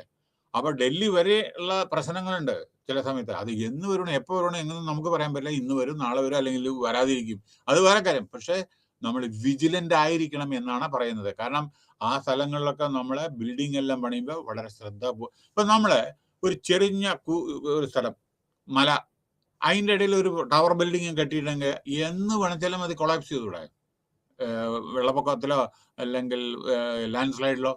അപ്പൊ മാൻമെയ്ഡ് ഡിമാസ്. പിന്നെ complex emergencies, manmade disaster, earth volcanic, അഗ്നിപർവ്വതം, ലാൻഡ് സ്ലൈഡ് പറഞ്ഞു, പിന്നെ അവലാഞ്ച് പറഞ്ഞു, ഫ്ലഡ് പറഞ്ഞു, സുനാമി പറഞ്ഞു. ഫ്ലഡ് എന്നും നമ്മുടെ ഇന്ത്യയിലെ ബ്രഹ്മപുത്ര, ഗംഗ, അതേമാതിരി പിന്നെ സത്ലജ്, ഇതേമാതിരി വലിയ വലിയ നദി, അതേമാതിരി അനവധി നദികള്, കോച്ചി റിവർ, അതേമാതിരി ഒക്കെ ഫ്ലഡ് ഉള്ള സ്ഥലങ്ങളാണ്. കൃഷ്ണ, ഗോദാവരി, അതേമാതിരിയുള്ള പല പല സ്ഥലം നമ്മുടെ കരയിലുള്ളവർക്ക് വളരെ സൂക്ഷിക്കുന്നതാണ്. വൈൽഡ് ഫയർ എന്ന് പറഞ്ഞാൽ അത് ഒന്ന് സ്വയം കത്തുന്നത്, പാറ ഉരഞ്ഞിട്ട്, ചിലത് കത്തിക്കുന്നത്, ചിലത്. അപ്പൊ അതിൽ എയർ പൊല്യൂഷൻ ഉണ്ടാവും. അവിടുത്തെ ജീവജാലങ്ങൾ മരിക്കും വൈൽഡ് ഫയറിൽ. സൈക്ലോൺ, സ്റ്റോം എന്ന് പറയട്ടെ, എപ്പിഡമിക് പണ്ട് സ്മാർട്ട് പോക്സ് ഉണ്ടായിരുന്നു, അത് എപ്പിഡമിക് ആയിരുന്നു. പിന്നെ നമ്മുടെ മലേറിയ, അത് എപ്പിഡമിക്കാണ്. യെല്ലോ ഫീവർ, അതിപ്പോൾ സൗത്ത് ആഫ്രിക്കയിലൊക്കെ മറ്റുള്ളതാണ്, അത് എപ്പിഡമിക്കാണ്. ഈ ശവപ്പറമ്പ്, ശവം കുറെ മരിച്ചു കിടക്കുന്ന സമയത്ത് അതിന്ന് വരുന്നത് എപ്പിഡമിക്സ് ആണ്. ടൈഫോയിഡ്, അത് ഇത് ആനചേന, അതൊക്കെ എപ്പിഡമിക്സ് ആണ്. ഇങ്ങനെയൊക്കെ വരും. മാൻമെയ്ഡ് ഡിസാസ്റ്റർ ചിലത്, സൈക്ലോൺ, അത് ഞാൻ പറഞ്ഞു. ഇനി മാൻമെയ്ഡ് ഡിസാസ്റ്ററിനെ പറ്റിയിട്ട് ഞാൻ പറയാം. നോക്കൂ, കോംപ്ലക്സ് അതായത് കാരണം നമ്മൾ ഉണ്ടാക്കി വരുത്തി കൂട്ടുന്ന ചില സമയത്തിന്റെ അഭാവമാണ് എനിക്ക് കവർ ചെയ്യാൻ. വരുത്തി കൂട്ടുന്ന ചില പ്രശ്നങ്ങളുണ്ട്. നോക്കിക്കോളൂ, മാൻമെയ്ഡ് ഡിസാസ്റ്ററെ കോംപ്ലക്സ് ആയിട്ട് ചില കാര്യങ്ങൾ. നമ്മളെ ഒരു take the example New Zealand. India പിന്നെയും കുറെ ഫാർ ബെറ്റർ ആണ്. ന്യൂസിലാൻഡിൽ ടോട്ടൽ പോപ്പുലേഷൻ 50 ലക്ഷമാണ്. ന്യൂസിലാൻഡില് 50 ലക്ഷമാണ് ടോട്ടൽ പോപ്പുലേഷൻ. അതില് 15 വയസ്സിന് മീതെയുള്ള ആളുകളെ 12% ആളുകൾ സിഗരറ്റ് വലിക്കും. ഓർക്കണം, ടോട്ടൽ രാജ്യത്തിന്റെ പോപ്പുലേഷൻ 50 ലക്ഷം. അതില് 12% ആളുകളെ 15 വയസ്സിന് മീതെ സിഗരറ്റ് വലിക്കും. ഒരു കൊല്ലം 5000 ആളുകളാണ് മരിക്കുന്നത്. അപ്പം ഇത് മനുഷ്യണ്ടാക്കുന്നല്ലേ. അടുത്തത് പിന്നെ അങ്ങനെ എത്രയോ കോംപ്ലക്സ് ആയിട്ടുള്ള യുദ്ധം മനുഷ്യരുണ്ടാക്കുന്നതല്ല. യുദ്ധം ഡിക്ലെയർ ചെയ്യുന്ന ആരാ? ചൈന, പാകിസ്ഥാൻ, ഇന്ത്യ, അങ്ങനെയൊക്കെ പല ഇറാഖ്, അതേമാതിരി യുക്രൈൻ ഒക്കെ മനുഷ്യന്മാർ അങ്ങോട്ടും ഇങ്ങോട്ടും ചെയ്യുന്നല്ലേ ഓരോ രാജ്യങ്ങൾ. പിന്നെ അടുത്തത് ഫെമിൻ, ക്ഷാമം. അപ്പൊ ഇത് കഴിഞ്ഞ ക്ഷാമം അറിയില്ല നിങ്ങൾക്ക്, ഭക്ഷണം കിട്ടാതെ ആളുകള് മറ്റുള്ള സ്ഥലങ്ങളിലേക്ക്, പോളണ്ടിലേക്ക് മറ്റൊക്കെ പോകണ്ടില്ലേ, പല രാജ്യങ്ങളിലേക്കൊക്കെ നിവൃത്തിയില്ലാണ്ട് അഫ്ഗാനിസ്ഥാനിൽ നിന്ന് മത് ചാടി പ്ലെയിൻ എന്താ പറയണ്ടേ, ഇങ്ങോട്ട് ചാടി ഇവിടുന്ന് ഷൂട്ട് ചെയ്യും, അങ്ങോട്ട് ചാടി അവിടുന്ന് ഷൂട്ട് ചെയ്യും അഫ്ഗാനിസ്ഥാനിലെ ഈ താലിബാന്റെ അത്. അങ്ങനെയുള്ള ചില സമയത്ത് ഒരു നിവൃത്തിയില്ലാതെ അച്ഛൻ ഇവിടെ, കുട്ടി അപ്പുറത്ത്, വേറെ രാജ്യത്ത്, ഇങ്ങനെയൊക്കെയുള്ള പ്രശ്നമാണ് അഫ്ഗാനിസ്ഥാനിലുണ്ടായിരുന്നു. അപ്പൊ ഇത്തരത്തിലൊക്കെ മാൻമെയ്ഡ് ആണ്. പിന്നെ ഏറ്റവും പരമപ്രദമായ ഒരു കാര്യം ഞാൻ പറയാം, സമയം വളരെ കമ്മിയാണ്, അതുകൊണ്ട് പറയാണ്. മാൻമെയ്ഡ് ഇന്ത്യ പാകിസ്ഥാൻ, അതായത് ഡിസ്പ്ലേ പോപ്പുലേഷൻ. ഇന്ത്യ പാകിസ്ഥാനിന്റെ സെഗ്രിഗേഷനില് നമ്മുടെ സെപ്പറേറ്റ് കൺട്രി ആയപ്പോ 1.8 കോടി ജനങ്ങള് റെഫ്യൂജി വിട്ടു ഇന്ത്യ പാകിസ്ഥാനില്. ഇന്ത്യ പാകിസ്ഥാൻ ഇന്ത്യ 1.8 കോടി ഇവിടുത്തെ ആളുകൾ അങ്ങോട്ട് അല്ലെങ്കിൽ ഇങ്ങോട്ട്. അതേമാതിരി ബംഗ്ലാദേശ് വാർ കഴിഞ്ഞിട്ട് 90 ലക്ഷം ആളുകള് ബംഗ്ലാദേശിൽ നിന്ന് ഇന്ത്യയിലേക്കോ, ഇന്ത്യയിൽ നിന്ന് അവിടുന്ന് ഇവിടേക്കോ, ഇവിടുന്ന് അവിടേക്കോ, ഏറ്റവും കൂടുതൽ ആസാമിലാണ് വന്നിരിക്കുന്നത്. മനസ്സിലായില്ലേ? ഇനി നോക്കൂ, നമ്മുടെ യുക്രൈനിലത്തെ സമയത്ത് പല രാജ്യങ്ങൾക്ക്, പോളണ്ട് രാജ്യങ്ങൾ പോയിക്കൊണ്ടേയിരിക്കുന്നു. പിന്നെ മ്യാൻമാർ ഇന്ത്യയിലേക്കാണ് വന്നിരുന്നത്, ബംഗ്ലാദേശിൽ നിന്ന് ഇന്ത്യയിലേക്കാണ് വന്നിരുന്നത്. അപ്പോൾ ഡിസ്പ്ലേസ്മെന്റ് മനസ്സിലായി, ഇനി കൂടുതൽ പറയണ്ടല്ലോ. ഇനി ട്രാൻസ്പോർട്ട് ആക്സിഡന്റ് നോക്കൂ, അതായത് ഇൻവോൾവിങ് ബോട്ട് ട്രാജഡി, പിന്നെ നമ്മുടെ ഇത് ഓയിൽ ഇതെല്ലാം കടത്തിക്കൊണ്ട് പോകുമ്പോൾ അത്, ട്രക്ക്, ഇതേമാതിരിയുള്ള ആക്സിഡന്റ്, ഇതൊക്കെ അതിനെപ്പറ്റി കൂടുതൽ പറയണ്ട. ഇൻഡസ്ട്രിയൽ ആക്സിഡന്റ് ആൾറെഡി ഞാൻ പറഞ്ഞു. പിന്നെ പൊല്യൂഷൻ, ആസിഡ് റെയിൻ. എന്താണ് ആസിഡ് റെയിൻ? അതായത് ആസിഡ് റെയിൻ എന്ന് പറഞ്ഞാൽ നോക്കൂ, നമ്മുടെ ഈ ഇതുണ്ടല്ലോ, നമ്മുടെ excessive concentration of acidic compounds in the atmosphere resulting chemical pollutants, അതിൽ സൾഫർ ആൻഡ് നൈട്രജൻ കോമ്പൗണ്ട്സ്. അത് അപ്പൊ എന്തുണ്ട് അറിയോ, ഈ സോയിൽ ആൻഡ് വാട്ടറിൽ, അതായത് അഗ്രികൾച്ചർ ആൻഡ് എക്കോളജിക്കൽ ഡാമേജ് വരുന്നു. ആസിഡ് റെയിൻ എന്ന് പറഞ്ഞാൽ excessive concentration of acidic compound in the atmosphere resulting from chemical pollutants such as sulphur and nitrogen compound. Okay, അതാണ് വരുന്നത്. Other classification of disaster. Disasters ആണ് rise through the world. Frequency of disasters provide evidence of human മനുഷ്യരുടെ ignorance. ചില സമയത്ത് ആവശ്യമില്ലാത്ത ചില disaster ഉണ്ടാക്കും. ഇനി കേൾക്കണോ? ഇറാഖ് വാർ മനുഷ്യന് ആവശ്യമില്ലാത്ത ചെയ്ത വാറാണത്.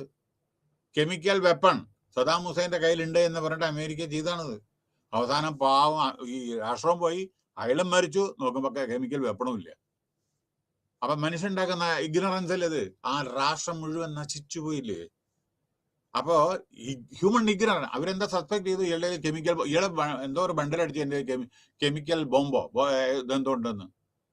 അപ്പൊ അത് കണ്ടുപിടിക്കാൻ വേണ്ടിയിട്ട് അവര് ബുഷിന്റെ ടൈമില് ഇറാഖിൽ വന്നു. അവസാനം എന്ത് പറയണു, അയാളെ സദാം ഹുസൈനെ കൊന്നു, മറ്റുള്ള അനവധി ആളുകളുടെ മരണം. അതിനുശേഷം നോക്കിയ സമയത്ത് ഒരു കെമിക്കൽ വെപ്പണും ഇല്ല, യാതൊന്നുമില്ല. അയാൾ ഓടി രക്ഷപ്പെട്ടു, അവസാനം അയാൾ തൂക്കി കൊന്നു. മനസ്സിലായ? അപ്പൊ അത് ഹ്യൂമൻ ഇഗ്നറൻസ് അല്ലേ? അപ്പൊ നമ്മുടെ ഡിസാസ്റ്റർ മനുഷ്യരും വരുത്തുന്നല്ലേ ഇതൊക്കെ? ഡിസാസ്റ്റേഴ്സ് കോസ് സെവറൽ ലോസ്, പറയണ്ട, ഡിസ്ട്രോയ്, ഇതൊക്കെ ഒന്ന് വായിച്ചാൽ മതി. ഏറ്റവും അതേമാതിരി ഇത് പിന്നെ വളരെ ഹ്യൂമൻ ഇൻഫ്രാസ്ട്രക്ചർ, ഇതൊക്കെ ഡിസാസ്റ്റർ ആൾസോ ക്ലാസിഫൈഡ് കോമ്പൗണ്ട്, ഇത് മൾട്ടിപ്ലൈ ചെയ്യുന്നതാണ് ചില സമയത്ത്. ഇതിനോടനുബന്ധിച്ച് ആളുകളുടെ മാറ്റം, സിവിൽ ജനങ്ങൾക്ക് ഉള്ള പ്രശ്നങ്ങൾ. ഇപ്പൊ ഈ കോവിഡ് ടൈമിലൊക്കെ ഒന്നും മൂവ്മെന്റ് പാടില്ല, പുറത്തേക്ക് പോകാൻ പാടില്ല, കോവിഡ് ടൈമില് സഞ്ചരിക്കാൻ പാടില്ല. അങ്ങനെ complex disasters are those lead to collapse of the political authority. Afghanistan നോക്കിക്കോളൂ, അവിടെ സ്ത്രീകൾ പഠിക്കരുത്, പർദ്ദ ഇല്ലാതെ പുറത്തിറങ്ങരുത്, ബാക്കിയൊന്നും പറയണ്ടല്ല. Political problem. ഇന്നിപ്പോ ശ്രീലങ്കയിൽ നോക്കിക്കോളൂ, തമിഴ്നാട്ടിലേക്കൊക്കെയാണ് ആളുകൾ രക്ഷപ്പെടാൻ. ഭക്ഷണം കഴിക്കാനില്ല, പെട്രോൾ ഇല്ല, ഡീസൽ ഇല്ല, യാതൊന്നുമില്ല, പൈസ കടം, അതത്. ഓക്കെ, അങ്ങനെ. അപ്പോ അത് പൊളിറ്റിക്കൽ പ്രശ്നമാണ്. അപ്പോ most disaster that affect our society are often a combination of 2 or more disaster അല്ലേ? ഫോർ എക്സാമ്പിൾ, ഇതൊന്നും ഞാൻ ഒക്കെ പറഞ്ഞതാണ്. Earthquake, volcano activity can cause വളരെ ഇതൊക്കെ. പിന്നെ വേറെ കാര്യം, ഈ എർത്ത് വരുമ്പോൾ ഇൻഡസ്ട്രിയൽ ആക്സിഡന്റ് ഉണ്ടാവും. ഈ ഫാക്ടറി ഒക്കെ അങ്ങോട്ടും ഇങ്ങോട്ടൊക്കെ റിഫൈനറീസ് അങ്ങോട്ട് അത് പിന്നെ ഇങ്ങോട്ട് വീഴുമ്പോൾ അത് കത്തും. പിന്നെ drought can lead up to നമ്മുടെ ക്ഷാമം. Increase social violence. Social violence was drastically affected. Social violence drastically affected nations. Social violence അങ്ങോട്ടും ഇങ്ങോട്ടും അടി. പിന്നെ ആൻഡ് കമ്മ്യൂണിറ്റി, ഓരോരോ കമ്മ്യൂണിറ്റി തമ്മിൽ അടി. പറയണ്ടല്ലോ, ഞാൻ ഉദാഹരണങ്ങൾ പറയുന്നില്ല, തെറ്റാണ്, കാരണം അത് ഓപ്പൺ ഇതായതുകൊണ്ട് ഞാൻ പറയുന്നില്ല. ഓരോരോ കമ്മ്യൂണിറ്റി അങ്ങോട്ടും ഇങ്ങോട്ടും അടിക്കുന്നത്. ഹൈജാക്കിങ്, പ്ലെയിൻ, ഇവിടുത്തെ പ്ലെയിന് ഇവിടെ കൊണ്ടുപോകുന്നത് വേറെ എവിടെയെങ്കിലും കൊണ്ടുപോകുക. ടെററിസം പറയേണ്ട ആവശ്യമില്ല, ഞാൻ എക്സ്പ്ലെയിൻ ചെയ്യുന്നില്ല. സിവിൽ അൺറസ്റ്റ്, അതായത് ശ്രീലങ്ക ഉദാഹരണം, റീസെന്റ് ആയിട്ടുള്ളത് Sri Lanka civil unrest and conflict and with conventional ഇതെല്ലാം ഉപയോഗം though we have devise various methods. ഇതൊക്കെ നമ്മൾ ക്രൈസിസ് മാനേജ് ചെയ്യണം. Due to disaster many more challenges. അങ്ങനെ പല പല പല ചാലഞ്ചസും വന്നുകൊണ്ടേയിരിക്കുകയാണ്. Next unit 2, hazard, risk and vulnerability. Hazard, risk and vulnerability.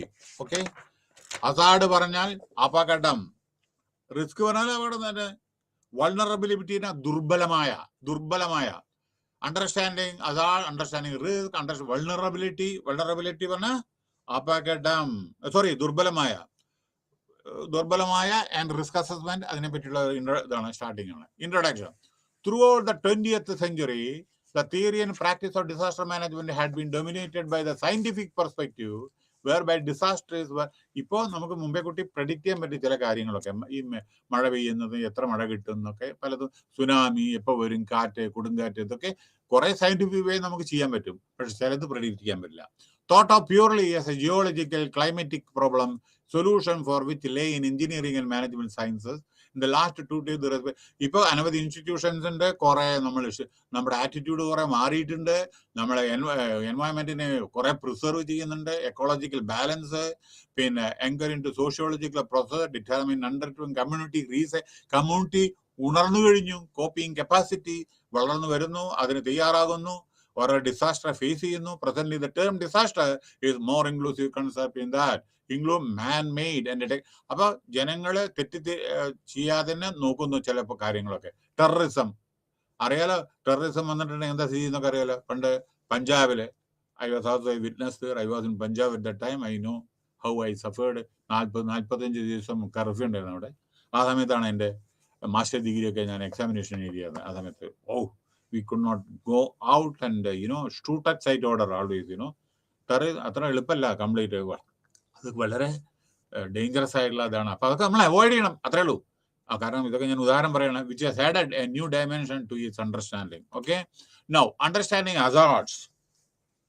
Okay, so hazard is defined as a potential or latent എന്ന് പറഞ്ഞാൽ ഒളിഞ്ഞിരിക്കുന്ന, dormant അനങ്ങാത്ത, which is activated, configuration പറഞ്ഞ രൂപരേഖ of factors, natural, man-made, both present themselves. Disaster is any occurrence that causes damage, ecological, ഭൂമിശാസ്ത്രപരമായി, loss of human.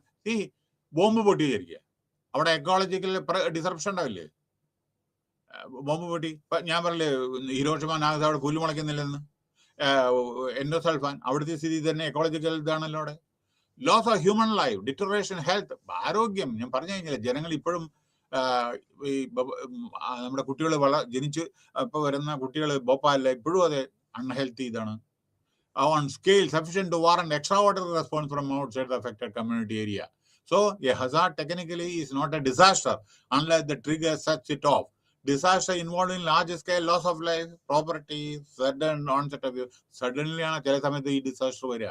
On a scale large enough to require outside. പിന്നെ ഇത്തരത്തിൽ പ്രശ്നം എന്താ അറിയുക, outside assistance വേണ്ടി വരും. ചിലപ്പോൾ നമ്മൾ സ്വന്തം, നമുക്ക് എപ്പോഴും സ്വമേധ ഇതൊന്നും ഹാൻഡിൽ ചെയ്യാൻ പറ്റില്ല. ചില സമയത്തേ ചിലപ്പോ എന്താ പറയണ്ടേ, മറ്റുള്ളവരുടെ ഹെൽപ്പ് നമുക്ക് വേണ്ടി വരും, മറ്റുള്ള രാജ്യങ്ങളുടെ വേണ്ടി വരും, മറ്റുള്ള സ്റ്റേറ്റിന്റെ ഹെൽപ്പ് വേണ്ടി വരും. So which threaten the continuity of a social system in the process. A disaster should be defined on the basis of human consequences, not on the phenomena hazard that caused it. Risk ഉണ്ട് ഓരോരോ കാര്യത്തിൽ. Technical concept which is used by engineering and management. നമുക്ക് നമ്മളൊരു rocket മേപ്പെട്ട് പോകുന്നുണ്ട്, അത് risk ഇല്ല, ചിലത് പോവും, ചിലപ്പോൾ കീഴ്പ്പെട്ട് വീഴും. ചിലപ്പോൾ നമ്മൾ ആയുധങ്ങളുണ്ട്, നമ്മുടെ പലതും നമ്മൾ ഓരോരോ കാര്യങ്ങൾ ചെയ്യുമ്പോൾ ചിലപ്പോൾ എല്ലാവരും റിസ്ക് ഉണ്ട് ചില കാര്യത്തിൽ. പക്ഷെ റിസ്ക് ഉണ്ട് വെച്ചിട്ട് ചെയ്യാതിരിക്കാൻ പറ്റില്ലല്ലോ ഓരോ കാര്യങ്ങൾ. Observation and perception assault sudden, ചില സമയത്ത് പെട്ടെന്ന് പ്രത്യക്ഷപ്പെടുന്ന ചില ഇതുണ്ട്. അതായത് geological and climate Hazard sudden. ഈ നമ്മുടെ മേഘസ്ഫോടനം സഡൻ അല്ലേ, പെട്ടെന്ന് മഴ വരും, ഇടിവെട്ടും. പിന്നെ പെട്ടെന്ന് വരുന്നതാണ് ഫ്ലഡ്, പെട്ടെന്നാണ് ചില സമയത്ത്. I will tell you, in Hyderabad one day when I was coming from Hyderabad to Kerala, just എൻ്റെ വണ്ടി 12 മണിക്കായിരുന്നു. ഒന്ന് ആലോചിച്ചോളൂ, 12 മണിക്ക് നമ്മുടെ കേരളത്തിലേക്ക് വരുന്നത്. വാട്ട് ഐ വാസ് ടെല്ലിങ്, ഇതിന്റെ മുമ്പ് പോയൊരു വണ്ടി ഒലിച്ചുപോയി. എന്താ കാരണം വെച്ചാൽ ചെറിയ ഒരു കൾവെട്ടുണ്ടായിരുന്നു, പെട്ടെന്ന് ഭൂമിയുടെ അടിയിൽ നിന്ന് വെള്ളം അങ്ങോട്ട് വന്നു, വണ്ടിയെ അടിച്ച് അത് 5 കിലോമീറ്റർ അത് ഒലിച്ചുപോയി. അത്ര ശക്തി ഭൂമിയുടെ ഉള്ളിൽ നിന്ന് വെള്ളം വന്നു. അതായിരുന്നു ലാസ്റ്റ് വണ്ടി. അത് കഴിഞ്ഞിട്ടാണ് എൻ്റെ വണ്ടി. പിന്നെ അത് കഴിഞ്ഞിട്ട് ഈ വണ്ടി ഓഫ് കോഴ്സ് റീഡയറക്ട് ചെയ്ത് പിന്നെ 2 ദിവസം കഴിഞ്ഞ് 3 ദിവസം കഴിഞ്ഞിട്ടാണ് കേരളത്തിൽ എത്തിയത്. പിന്നെ കുറേ ദിവസം വണ്ടി ആ സ്ഥലത്തൊന്നും വണ്ടി ഓടിയായിരുന്നില്ല. കാരണം എന്താണെന്ന് വെച്ചാൽ കംപ്ലീറ്റ് റെയിൽവേ ട്രാക്ക് എല്ലാം പോയത്. ചില സമയത്ത് സഡൻലി ഇറ്റ് വിൽ ഹാപ്പൻ, നമ്മൾ പ്രഡിക്റ്റ് ചെയ്യില്ല, പറ്റില്ല. ഞാൻ പറഞ്ഞില്ല ഇങ്ങനെ ഓരോരോ പാലം ഒലിച്ചു പോവുക, ഇത് പെട്ടെന്ന് വരുന്നില്ല ഓരോ കാര്യങ്ങളൊക്കെ. ഇത് ഡാം പൊട്ടുക പെട്ടെന്നല്ലേ, ഇത് ഇൻഡസ്ട്രി ടെക്നോളജികൾ വാറ് പെട്ടെന്നല്ലേ. ഇതാ നാളെ വാറ് ചെയ്യുന്നുണ്ട് പറയോ, വാറ് പെട്ടെന്ന് പൊട്ടി പുറപ്പെടില്ലേ. സിവിൽ സ്ട്രൈവ്, അതായത് അൺറസ്റ്റ്, എപ്പിഡമിക് പെട്ടെന്നല്ലേ വരുന്നത് ചിലത്. അപ്പൊ അങ്ങനെ ഡയറക്റ്റ് അസാർഡ് ഉണ്ട്, അതായത് ഗ്രൗണ്ടിൻ്റെത്, സോയൽത്, പെർമനന്റ്, അങ്ങനെ നിങ്ങൾ ജസ്റ്റ് ഒന്ന് വായിച്ചാൽ മതി. ഇൻഡയറക്റ്റ് അസാർഡ്സ് ഉണ്ട്. ഇൻഡയറക്റ്റ് അസാർഡ് പറഞ്ഞാൽ ഡാം ഫെയിലിയർ, ചൈനയിലൊക്കെ ഡാം പൊട്ടിയിട്ട് അറിയാമല്ലോ എത്ര ആള് മരിച്ചു. പിന്നെ pollution from damage or industrial plants, delayed landslide, ഇത് സർവ്വസാധാരണ ലാൻഡ് സ്ലൈഡ് ഇന്ത്യയിൽ കേട്ടോ. Identification of hazard involve analysis of scientific, നമുക്ക് ഇത് ഐഡന്റിഫൈ ചെയ്യാൻ പറ്റും സയന്റിഫിക് ഡാറ്റ, ഏതെല്ലാം ഡേഞ്ചറസ് സോൺ ആണ് ഇതെന്ന്. To trace the causal path of event, അവിടുത്തെ മനുഷ്യര് നമ്മളെ മാറ്റി താമസിപ്പിക്കണം ചില സമയത്തൊക്കെ. ലീഡിങ് ടു എ ഡിസാസ്റ്റർ, അവിടെ അതേമാതിരി ഇപ്പൊ ഈ മലയുടെ ഇപ്പൊ ചിലയിടത്തുണ്ട് ഈ സ്ലോപ്പ് ഉള്ള ഒരു ബിൽഡിംഗ് കെട്ടാൻ പാടില്ല, അതിന്റെ അടുത്ത് ആളുകൾ പാടില്ല, അങ്ങനെയൊക്കെ ചില ഇതൊക്കെ ഉണ്ട്. ചില അപ്പോൾ government has to decide about this. അപ്പോൾ അവർ മാപ്പിംഗ് ഇതെല്ലാം ചെയ്യും, സയന്റിഫിക് ഇതുണ്ട് കണ്ടുപിടിക്കാൻ. ഇതൊക്കെ കർത്തുക്കയൊക്കെ എങ്ങനെ വരുന്ന, എവിടെയെല്ലാം അഫക്റ്റ് ചെയ്യും, ഞങ്ങൾക്ക് അവർ കാറ്റഗറൈസ് ചെയ്തിട്ടുണ്ട് പലത്. ഏത് വിധത്തിലായിരിക്കും, എത്ര റിക്ടർ സ്കെയിലായിരിക്കും, വെതർ കണ്ടീഷൻ എന്തായിരിക്കും, പൊല്യൂഷൻ, വാട്ടറിൻ്റെത്, ഫയർ ഹസാർഡ്, തീ കത്താനുള്ള സാധ്യത എവിടെയൊക്കെയാണ്, ഇപ്പൊ കെമിക്കൽസും മറ്റേ ഇതൊക്കെ ഉണ്ടല്ലോ. പിന്നെ കാർബൺ മോണോക്സൈഡ്, സൾഫർ ഡയോക്സൈഡ്, ഇതൊക്കെ കണ്ട് എളുപ്പത്തിൽ നമുക്ക് ഇന്നൊക്കെ സയന്റിഫിക് വേ. പിന്നെ പെസ്റ്റിസൈഡ് സ്പിൽസ്, അതായത് ഇത് എണ്ണ മറ്റേതൊക്കെ ഉണ്ടല്ലോ. Due to excessive repeated application agriculture, നമ്മുടെ കൃഷിസ്ഥലത്ത് ആവശ്യമില്ലാതെ മരുന്ന് തളിക്കുക. അപ്പൊ കർഷകന്റെ ഹെൽത്തും പോവും, അത് തിന്ന ആള് ഭക്ഷണം കഴിച്ച ആളുകളുടെ ഹെൽത്തും പോവും. ഫ്ലഡിങ്, എറോഷൻ, അണ്ടർസ്റ്റാൻഡിങ് റിസ്ക് എപ്പോഴും ശ്രദ്ധിക്കണം. Risk is precisely defined by the international strategy for disaster reduction and the probability of harmful consequences or expected മരണം, ഇഞ്ചുറി, പ്രോപ്പർട്ടി, ലൈവ്ലിഹുഡ്, എക്കണോമിക്കായിട്ട് കാശ് ഉണ്ടാവില്ല, ഒന്നും ഉണ്ടാവില്ല, എല്ലാം പോയിട്ടുണ്ടാവും. Disrupted or environment damage resulting from interaction. അപ്പൊ അതിനുവേണ്ടി ചില ഇൻഷുറൻസ് ഒക്കെ എടുക്കും. ചില വീട് ഇൻഷുറൻസ് ചെയ്യും, വാഹനം ഇൻഷുറൻസ് ചെയ്യും. അപ്പൊ ഇൻഷുറൻസ് കമ്പനിയിൽ നിന്ന് കുറച്ചൊക്കെ പൈസ കിട്ടും. കോവിഡിനെ കുറച്ചൊക്കെ പൈസ കിട്ടിയാന്നല്ലേ അങ്ങനെ. അപ്പൊ നൊട്ടേഷൻ റിസ്ക് പറഞ്ഞാൽ ഹസാർഡ്സ് ഇൻടു വൾണറബിലിറ്റി, എത്രത്തോളം വൾണറബിലിറ്റി ഉണ്ട്, അതാണ് നൊട്ടേഷൻ. പിന്നെ risk assessment and evaluation. Disaster risk, അതായത് ഡിസാസ്റ്റർ റിസ്ക് ഉണ്ട്. ഡിസാസ്റ്റർ പറഞ്ഞാൽ equal to function. Hazard exposure എന്ന് ജസ്റ്റ് നോക്കിയാൽ മതി. ഇത് where exposure refers to the element which is affected by natural disasters, people and or property. പിന്നെ വേറൊന്ന് risk perception. Risk perception ഇവിടെ നിങ്ങൾ ശ്രദ്ധിക്കേണ്ടതെന്ന് വെച്ചാൽ എവിടെല്ലാം റിസ്ക് ഉണ്ടാവുന്നു പ്രത്യേകം ശ്രദ്ധിക്കണം. ബൈ 2030, ഒരു ഉദാഹരണം ഞാൻ പറയുന്നത്, Bombay and Kochi coastal area will be floated due to snow slide.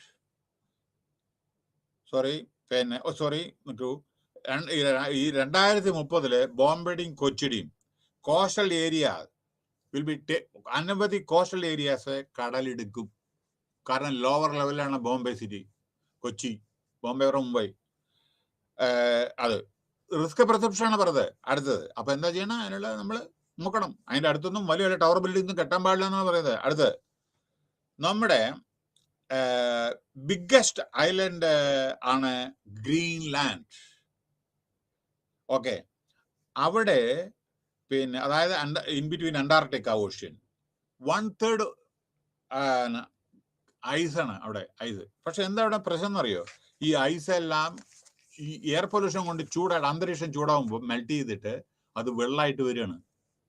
അപ്പൊ അത് നദിയിൽ ഇതില് കടലിലെ വെള്ളത്തിന്റെ ലെവൽ മേപ്പെട്ട് പോവുകയാണ്. അതാണ് ഈ ലോ ലൈയിങ് ഏരിയാസിൽ വെള്ളം വരാൻ കാരണം. മനസ്സിലായോ?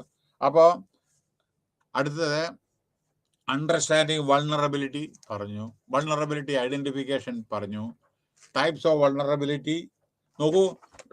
ടൈപ്സ് ഓഫ് വൾണറബിലിറ്റി നോക്കൂ. മെറ്റീരിയൽ എക്കണോമിക് വൾണറബിലിറ്റി ഉണ്ട്, സോഷ്യൽ വൾണറബിലിറ്റി ഉണ്ട്, എക്കോളജിക്കൽ. അതായത് എന്താ അറിയോ? മെറ്റീരിയൽ പറഞ്ഞാൽ inadequate access to resource, social എന്ന് പറഞ്ഞാൽ disintegration of local institution, ecological പറഞ്ഞാൽ degradation of environment, organisation vulnerability പറഞ്ഞാൽ lack of strong central state and grass roots institutional structure. Educational vulnerability എന്ന് പറഞ്ഞാൽ ഇൻസഫിഷ്യന്റ് ആക്സസ് ടു ഇൻഫർമേഷൻ. ചില സമയത്ത് ഇതുണ്ടാവില്ല, information pass ചെയ്യാൻ പറ്റുന്നുണ്ടാവില്ല ചിലപ്പോൾ. Attitudinal and motivational vulnerability, low level of public. ജനങ്ങൾക്ക് ഇതിനെ പറ്റിയൊരു ബോധം ഉണ്ടാവില്ല ചിലപ്പോൾ ഓരോരോ കാര്യങ്ങൾ ചെയ്യാനേ. അപ്പൊ അവർക്ക് അവയർനെസ് കൊടുക്കണം. പിന്നെ cultural vulnerability, blind faith and belief and നമ്മുടെ കസ്റ്റമും ബെയ്ത്തും കൊണ്ട് അറിയാലോ നിങ്ങൾക്ക്. നമ്മുടെ പല കാര്യങ്ങളും ഞാൻ പറയുന്നില്ല. നമ്മുടെ കൾച്ചറും ഇതിന്റെ വളരെ വൾണറബിലിറ്റിയാണ്. ചില സമയത്ത് പല പല സംഗതികൾ വൈകിട്ടാലിന് വളരെ ചില സമയത്ത് ചില നമ്മുടെ പോളിസീസും മറ്റേ ഇതൊക്കെ ഉണ്ടല്ലോ, blindly believe in the faith and sometimes മറ്റുള്ളവരെ ഇഷ്ടപ്പെടാതെ ഇത് എന്റെയാണ് വലുത്, അങ്ങനെ അതെല്ലാം തെറ്റായിട്ടുള്ള കാര്യങ്ങളാണ്. പിന്നെ ഫിസിക്കൽ വൾണറബിലിറ്റി പറഞ്ഞാൽ വീക്ക് ബിൽഡിംഗ്. അതായത് ചില സമയത്ത് മഴയത്ത് ജൂൺ മാസത്തില് മാങ്ങ വീഴുന്ന മാതിരി ബിൽഡിംഗ് വീഴും ബോംബെയിലൊക്കെ, അത്ര പുരാതന ബിൽഡിങ്സ് ആണ്. പിന്നെ വൾണറബിലിറ്റി ആൻഡ് റിസ്ക് മാനേജ്മെന്റ്. അടുത്ത് റിസ്ക് മാനേജ്മെന്റ്. അപ്പൊ അതില് എന്താ ചെയ്യേണ്ടതെന്ന് വെച്ചാൽ നമ്മളെ ഈ വളരെ ശ്രദ്ധിച്ചിട്ട് വേണം ഈ റിസ്ക് മാനേജ് ചെയ്യാൻ. ചില സമയത്ത് ഇതിനൊക്കെ പല നമ്മൾ സ്റ്റെപ്പ് എടുക്കണം. അതാണ് ഇന്നത്തെ കാലത്ത് നമ്മൾ എന്ത് പ്രൊജക്ട് കൊണ്ടുവരാൻ വെച്ചാൽ എൻവയോൺമെന്റൽ ക്ലിയറൻസ് വേണം. എന്തായാലേ വൾണറബിലിറ്റി ഫാക്ടേഴ്സ് ഉണ്ട് ചിലത് കേട്ടോ. വൾണറബിലിറ്റി ഫാക്ടേഴ്സ് പറഞ്ഞാൽ റീസൈലൻസ്, അതായത് അവരെന്താ പറഞ്ഞ റിലയബിലിറ്റി, അതിനെ പറ്റിയിട്ട് പറയുന്നുണ്ട് ചില കാര്യങ്ങൾ. പിന്നെ ഈ വൾണറബിലിറ്റി ഫാക്ടേഴ്സിൽ ഒന്ന് റിലയബിലിറ്റി, നമ്മൾ ചെയ്യുന്ന കാര്യങ്ങൾ ശരിയാണോ എന്ന്. പിന്നെ ഹ്യൂമൻ ആൻഡ് നാച്ചുറൽ സിസ്റ്റത്തിനെ പറ്റിയിട്ടും ക്ലൈമറ്റിനെ പറ്റിയിട്ടും പഠിക്കണം. ഓരോ സ്ഥലത്ത് കൃഷി ചെയ്യുമ്പോൾ ഏത് ക്ലൈമറ്റാണ് വേണ്ടത്, ഏത് മണ്ണിലാണ് ഏത് കൃഷിയാണ് ചെയ്യേണ്ടത്, ഇതൊക്കെ ഇല്ലേ, അതാണ് ഇവിടെ പറയുന്നത്. പിന്നെ ഏറ്റവും പ്രധാനപ്പെട്ട വേറൊരു കാര്യം പോപ്പുലേഷൻ ഡിസ്പ്ലേസ്മെന്റ്. ഇത് ഞാൻ പറഞ്ഞു, പോപ്പുലേഷൻ അങ്ങോട്ട് പോവുക ഇങ്ങോട്ട് പോവുക. അർബനൈസേഷൻ, നമ്മുടെ റൂറൽ ഏരിയ എന്ന സിറ്റിയിലേക്ക് ആളുകൾ മാറുക. കാരണം റൂറൽ ഏരിയയിൽ 6 മാസേ ജോലിയുള്ളൂ, അത് കഴിഞ്ഞാൽ ഇവർക്ക് ജോലി ഇല്ലാണ്ടിരിക്കുകയാണ് നമ്മുടെ. കാരണം എന്താ പറയുക, കൃഷി 6 മാസമേ ഉള്ളൂ, 5-6 മാസം വെള്ളം ഉണ്ടെങ്കിലല്ലേ കൃഷി ചെയ്യൂ. അപ്പൊ എന്ത് ചെയ്യും, ജോലിക്ക് വേണ്ടി അവൻ സിറ്റിയിലേക്ക് പോകും, എന്തെങ്കിലും ജോലി തേടിയിട്ട്. അപ്പൊ അങ്ങനെ അങ്ങോട്ട് മൈഗ്രേഷൻ ടേക്ക് പ്ലേസ്. അതായത് ചില സമയത്ത് ഈ മൈഗ്രേഷനിൽ കൾച്ചറൽ ഇമ്പാക്റ്റ് ഉണ്ടായിരിക്കും. കാരണം എന്താ വെച്ചാൽ ഈ അവിടെ ചിലവര് പഞ്ചാബിൽ നിന്ന് വേറെ എവിടെയെങ്കിലും തമിഴ്നാട്ടിലോ അല്ലെങ്കിൽ കേരളയിലോ കർണാടകയിലോ വന്നിട്ട് ചപ്പാത്തി കിട്ടിയില്ല. പണ്ട് ഒരു കാലത്ത് ഒരാൾ ടൂറിൽ വന്നിട്ട്, എൻ്റെ ഒരു ഫ്രണ്ട് പഞ്ചാബിൽ നിന്ന് ഇവിടെ വന്നിട്ട്, ഞാൻ ചോദിച്ചു 10-14 ദിവസം ഇവിടെ ഇരുന്ന്. അത് കഴിഞ്ഞിട്ട് അവിടെ വന്ന് ചോദിച്ചു how do you find that state എന്ന് പറഞ്ഞു. Very bad because chapati was not available. അപ്പൊ നമ്മൾ കൾച്ചറൽ ഇന്ററാക്ഷൻസും എല്ലാം ഇഷ്ടപ്പെടുന്ന ഓരോരോ സ്ഥലത്ത് ഓരോരോ ഇതാണ്. അത് നമ്മൾ അവിടെ പോകുമ്പോൾ അതേമാതിരി നമ്മൾ പെരുമാറണം, അല്ലെങ്കിൽ അത് തിന്നാൻ പഠിക്കണം. അല്ലെങ്കിൽ നമ്മൾ ആവശ്യപ്പെട്ടത് മാത്രം കിട്ടില്ലല്ലോ ചില സമയത്ത്. ഓക്കെ, നൗ അർബനൈസേഷൻ ഞാൻ പറഞ്ഞു കഴിഞ്ഞു, മൈഗ്രേഷൻ പറഞ്ഞു കഴിഞ്ഞു. ഓക്കെ, എക്കണോമിക് ഫാക്ടേഴ്സ്, പിന്നെ ജെൻഡർ നോക്കൂ. ഇന്ത്യ നൗ പ്രത്യേകം ശ്രദ്ധിക്കുന്നത്, ബാക്കിയൊക്കെ ബുക്കിൽ വായിക്കുക, ഞാൻ പുതിയ കാര്യങ്ങളാണ് പറയുന്നത്. ജെൻഡർ പറഞ്ഞാൽ ഈ ആണ് പെണ്ണും തമ്മിൽ ഈക്വൽ ഇതാണ് സ്റ്റാറ്റസ് എന്നാണ് പറയുന്നത്, ഭരണഘടനയും അതേ പറഞ്ഞിട്ടുണ്ട്. പക്ഷേ ഇന്ത്യ നൗ റാങ്ക്സ് 140 156 രാജ്യത്തിൽ 140ാമത്തെ സ്ഥാനമാണ് overall in the world economic forum global gender gap report 2021. 156 രാജ്യങ്ങളിൽ 140ാമത്തെ സ്ഥാനമാണ് നമ്മൾ ഇന്ത്യക്ക് ജെൻഡർ ഗ്യാപ്പിൽ. ബാക്കി പറയണ്ടല്ലോ, ബാക്കി നിങ്ങൾ ഓർത്തോളൂ. പറഞ്ഞാ പോരാ, ഈക്വാലിറ്റിന്ന് പ്രവർത്തനത്തിലൂടെ തെളിയിക്കണം. അത് എല്ലാ വിധത്തിലും അവരെ എംപവർ ചെയ്തിട്ട് സമൂഹത്തിലേക്ക് കൊണ്ടുവരാൻ വേണ്ടിയിട്ട് നമ്മൾ ശ്രമിക്കണം. പല നിയമങ്ങളിലും പലതും, പക്ഷെ പല സീനിയർ പോസ്റ്റിലേക്കൊന്നും അവർ വരുന്നില്ല. ഈ പ്രൈവറ്റിലെ ചീഫ് എക്സിക്യൂട്ടീവ് സ്ഥാനത്തിലൊക്കെ വളരെ റെയർ ആയിട്ടാണ്. മാനേജർ, ഇപ്പോൾ ജനറൽ മാനേജർ, അതൊക്കെ വളരെ കമ്മിയായിട്ടാണ്. ബാങ്കിങ്ങിൽ തന്നെ വളരെ കമ്മിയായിട്ടാണ് വരുന്നത്. അങ്ങനെയല്ല, എല്ലാ പൊസിഷനിലും അവർ അതിനുള്ള സാഹചര്യം സൃഷ്ടിച്ചു കൊടുക്കണം. ഗവൺമെന്റ് അത് നമ്മളെല്ലാവരും കോപ്പറേറ്റ് ചെയ്തുകൊണ്ട് യാതൊരു, അതേമാതിരി എഡ്യൂക്കേഷണൽ ആയിക്കോട്ടെ, ഇവിടെയൊക്കെ കുഴപ്പമില്ല. ചില സ്ഥലത്ത് സ്ത്രീകൾ, പെൺകുട്ടികൾ സ്കൂളിലേക്ക് പോകണ്ടെന്ന് പറയും, കോളേജിലേക്ക് പോകണ്ടെന്ന് പറയും. അപ്പോൾ അവർക്ക് എഡ്യൂക്കേഷൻ ചിലപ്പോൾ കിട്ടില്ല. പക്ഷെ ഇപ്പോൾ കുറേ മാറ്റങ്ങൾ വന്നിട്ടുണ്ട്. പിന്നെ അപ്പോൾ നിങ്ങൾ ജോലി ചെയ്യുന്നില്ല, ഇതില്ലെങ്കിൽ എക്കണോമിക് അഫക്റ്റ് ചെയ്യില്ലേ നിങ്ങളുടെ? എവിടുന്ന നിങ്ങൾ ജോലി ചെയ്യുക, എവിടുന്ന നമ്മൾ സമ്പാദിച്ചുകൊണ്ടിരിക്കുക. പിന്നെ എക്കണോമിക് ഫാക്ടേഴ്സ് പിന്നെ പറയേണ്ട ആവശ്യമില്ല. പിന്നെ ജിയോഗ്രാഫിക്കൽ ഫാക്ടേഴ്സ് ഇതിലെന്താണെന്ന് വെച്ചാൽ ഗ്ലോബൽ വാർമിംഗ് ത്രട്ടൻസ്. ജിയോഗ്രാഫിക്കൽ അതാണ് ഏറ്റവും പ്രധാനപ്പെട്ടത്. അതായത് നമ്മുടെ ഇത് കടൽ ചൂടായിക്കൊണ്ടിരിക്കുകയാണ്. അപ്പൊ ഇത് നമ്മുടെ മത്സ്യസമ്പത്ത്, മീൻ, ഫിഷ്, അതേമാതിരി ഗ്ലോബൽ വാർമിംഗ് ത്രട്ടൻ, ഞാൻ ആൾറെഡി പറഞ്ഞു. അഗ്രികൾച്ചർ, അതേമാതിരി ഓരോ രാജ്യത്തിന് ഇത് ത്രട്ടൻ ചെയ്തുകൊണ്ടിരിക്കുകയാണ്. ഈ ഇതുകൊണ്ട് ചൂട് കൂടുകൊണ്ട് ഇത് ഉരുകയാണ്. അപ്പൊ അതുകൊണ്ട് സീ ലെവല് കൂടി വരികയാണ്. അപ്പൊ നമ്മൾ എന്താ ചെയ്യണം? Adequate precaution is to be done. അപ്പോൾ നമ്മൾ വളരെയധികം ഇതില് കൈകാര്യം ചെയ്യണം. അപ്പോൾ ഇതില് വേറൊരു പോയിന്റ് എന്താണെന്ന് വെച്ചാൽ, പിന്നെ ഈ ബയോളജിക്കൽ, നമ്മുടെ സസ്യങ്ങളൊക്കെ വളരുന്നതും ഇതൊക്കെ കെമിക്കൽ ഇതൊക്കെ ഉണ്ടല്ലോ, നമ്മള് കൃഷി ഉൽപ്പാദിപ്പിക്കാൻ വേണ്ടിയിട്ട് അതിൽ നമ്മൾ പലതും ഇഞ്ചക്ട് ചെയ്തിട്ട് അതിനെ ചെറുതിനെ വലുതനാക്കുക, പച്ചമുളകിനെ വലിയ മുളകാക്കുക, അതൊക്കെ നമ്മളെ. പക്ഷെ അത് തിന്നുന്ന ആളുടെ ശരീരം കൂടി ആലോചിക്കണം. ടൊമാറ്റോ അല്ലെങ്കിൽ വേറെ എന്തെങ്കിലും നമ്മൾ ഇഞ്ചക്ട് ചെയ്തിട്ട് വലുതാക്കുക, വെയിറ്റ് കൂടിക്കുക, അതൊക്കെ. പക്ഷെ അത് തിന്നുന്ന ആളുടെ ശരീരത്തിലാണ് ഇത് പോകുന്നത്. അപ്പോ ഇതിന്റെ ഈ യൂണിറ്റിന്റെ conclusion, shift of emphasis from disaster response to risk reduction. അപ്പൊ നമ്മൾ എന്താ ചെയ്യേണ്ടത്? റിസ്ക് റെഡ്യൂസ് ചെയ്യണം എല്ലായിടത്തും. Has opened up areas of, നോക്കൂ, റിസ്ക് റിഡക്ഷൻ എക്സാമ്പിൾ ഞാൻ പറയാം. നമ്മുടെ റിയാക്ടർ, ന്യൂക്ലിയർ പവർ പ്ലാന്റ് ഉണ്ടാകുമ്പോൾ അതിന്റെ വേസ്റ്റ് കടലിലേക്ക് തള്ളരുത്. പാവാറ്റം റിസർച്ചിന്റെ അറബിക് കടലിലേക്കാണ് പോകുന്നത്, കൂടംകുളത്തിന്റെ കടലിലേക്കാണ് പോണത്, ഇന്ത്യൻ ഓഷ്യനിലെ. പക്ഷെ ആ കടലിലേക്ക് പോയിട്ടുണ്ടെങ്കിൽ, റേഡിയേഷൻ ഉണ്ടെങ്കിൽ അവിടെ മീൻ അതൊന്നും പിടിക്കാൻ പാടില്ല. കാരണം നമ്മള് ശരീരം തന്നെ മാറിപ്പോവും. Has open up areas exploratory research in the subject of disaster. നമ്മുടെ എൻവയോൺമെന്റൽ സയന്റിസ്റ്റ് ഉണ്ട്, ഇതിനെപ്പറ്റി അഗാധ പാണ്ഡിത്യമുള്ള ആളുകളുണ്ട്, ഇൻസ്റ്റിറ്റ്യൂട്ട്സ് ഉണ്ട്, ഇതെല്ലാം മെഷർമെന്റ് ചെയ്യാൻ ഇതിലുണ്ട്. ആഫ്റ്റർ എഫക്ട്, വൾണറബിലിറ്റി അനാലിസിസ്, ഇത് നമുക്ക് സ്റ്റാർട്ടിംഗ് ആണ്, കുറെ വരുന്നുണ്ട് ഇതിനെ പറ്റിയിട്ട്. അപ്പോൾ disaster management by ensuring timely prepare ചെയ്യണം. മഴ വരുന്നതിന്റെ മുമ്പേ പ്രിക്കോഷൻ എടുക്കുന്നത് പ്രിപ്പയർ ചെയ്യണം. നമ്മുടെ വാട്ടർ ചാലുകൾ, അഴുക്ക്, വെള്ളം ഒഴുകി പോകാനുള്ളത്, അതൊക്കെ പ്രോപ്പറായിട്ട് നമ്മൾ അഡ്വാൻസ് ആയിട്ട് നമ്മൾ ചെയ്യണം. പിന്നെ അപ്പോൾ administrative task for reduction of disaster through prevention, preparedness, mutation response ആണ് ഏറ്റവും കൂടുതൽ വേണ്ടത്. പ്രിവെന്റ് ചെയ്യണം, പ്രിപ്പയർനെസ്, ഇതിനൊക്കെ തയ്യാറാവണം, and responses emergency situation. Now അതിനുശേഷം നമ്മൾ എന്താ ചെയ്യേണ്ടതെന്ന് വെച്ചാൽ, എന്തെങ്കിലും അപകടം വന്നു വെച്ചാൽ അതിന്റെ പ്രൊട്ടക്ഷൻ, ലൈവ്സ് ആൻഡ് പ്രോപ്പർട്ടി കാത്തു സൂക്ഷിക്കണം.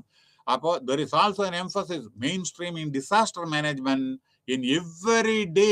ദിനം പ്രതി വരുന്ന ഓരോ പ്രശ്നങ്ങളെ ഗവൺമെന്റ് എപ്പോഴും വിജിലന്റ് ആയിരിക്കണം. സ്റ്റേറ്റ് ഗവൺമെന്റും സെൻട്രൽ ഗവൺമെന്റും ഒക്കെ treating it an integral policy. ഇത് എല്ലാവരുടെയും അറ്റൻഷനിൽ വരേണ്ടതാണ്. ഇംപ്ലിമെന്റേഷൻ പ്രോസസ് ഇംപ്ലിമെന്റ് ചെയ്യണം. പറഞ്ഞാൽ മാത്രം പോരാ. In keeping with it, the focus in this unit has been on hazard, risk and vulnerability. അതാണ് ഇതിൽ നമ്മൾ പറഞ്ഞത്. അപ്പോൾ നമ്മൾ ഇതിനെ പറ്റി പ്രിവെന്റ് ചെയ്യണം, ഹസാർഡിനും റിസ്കിന്റെയും vulnerability. Thank you very much.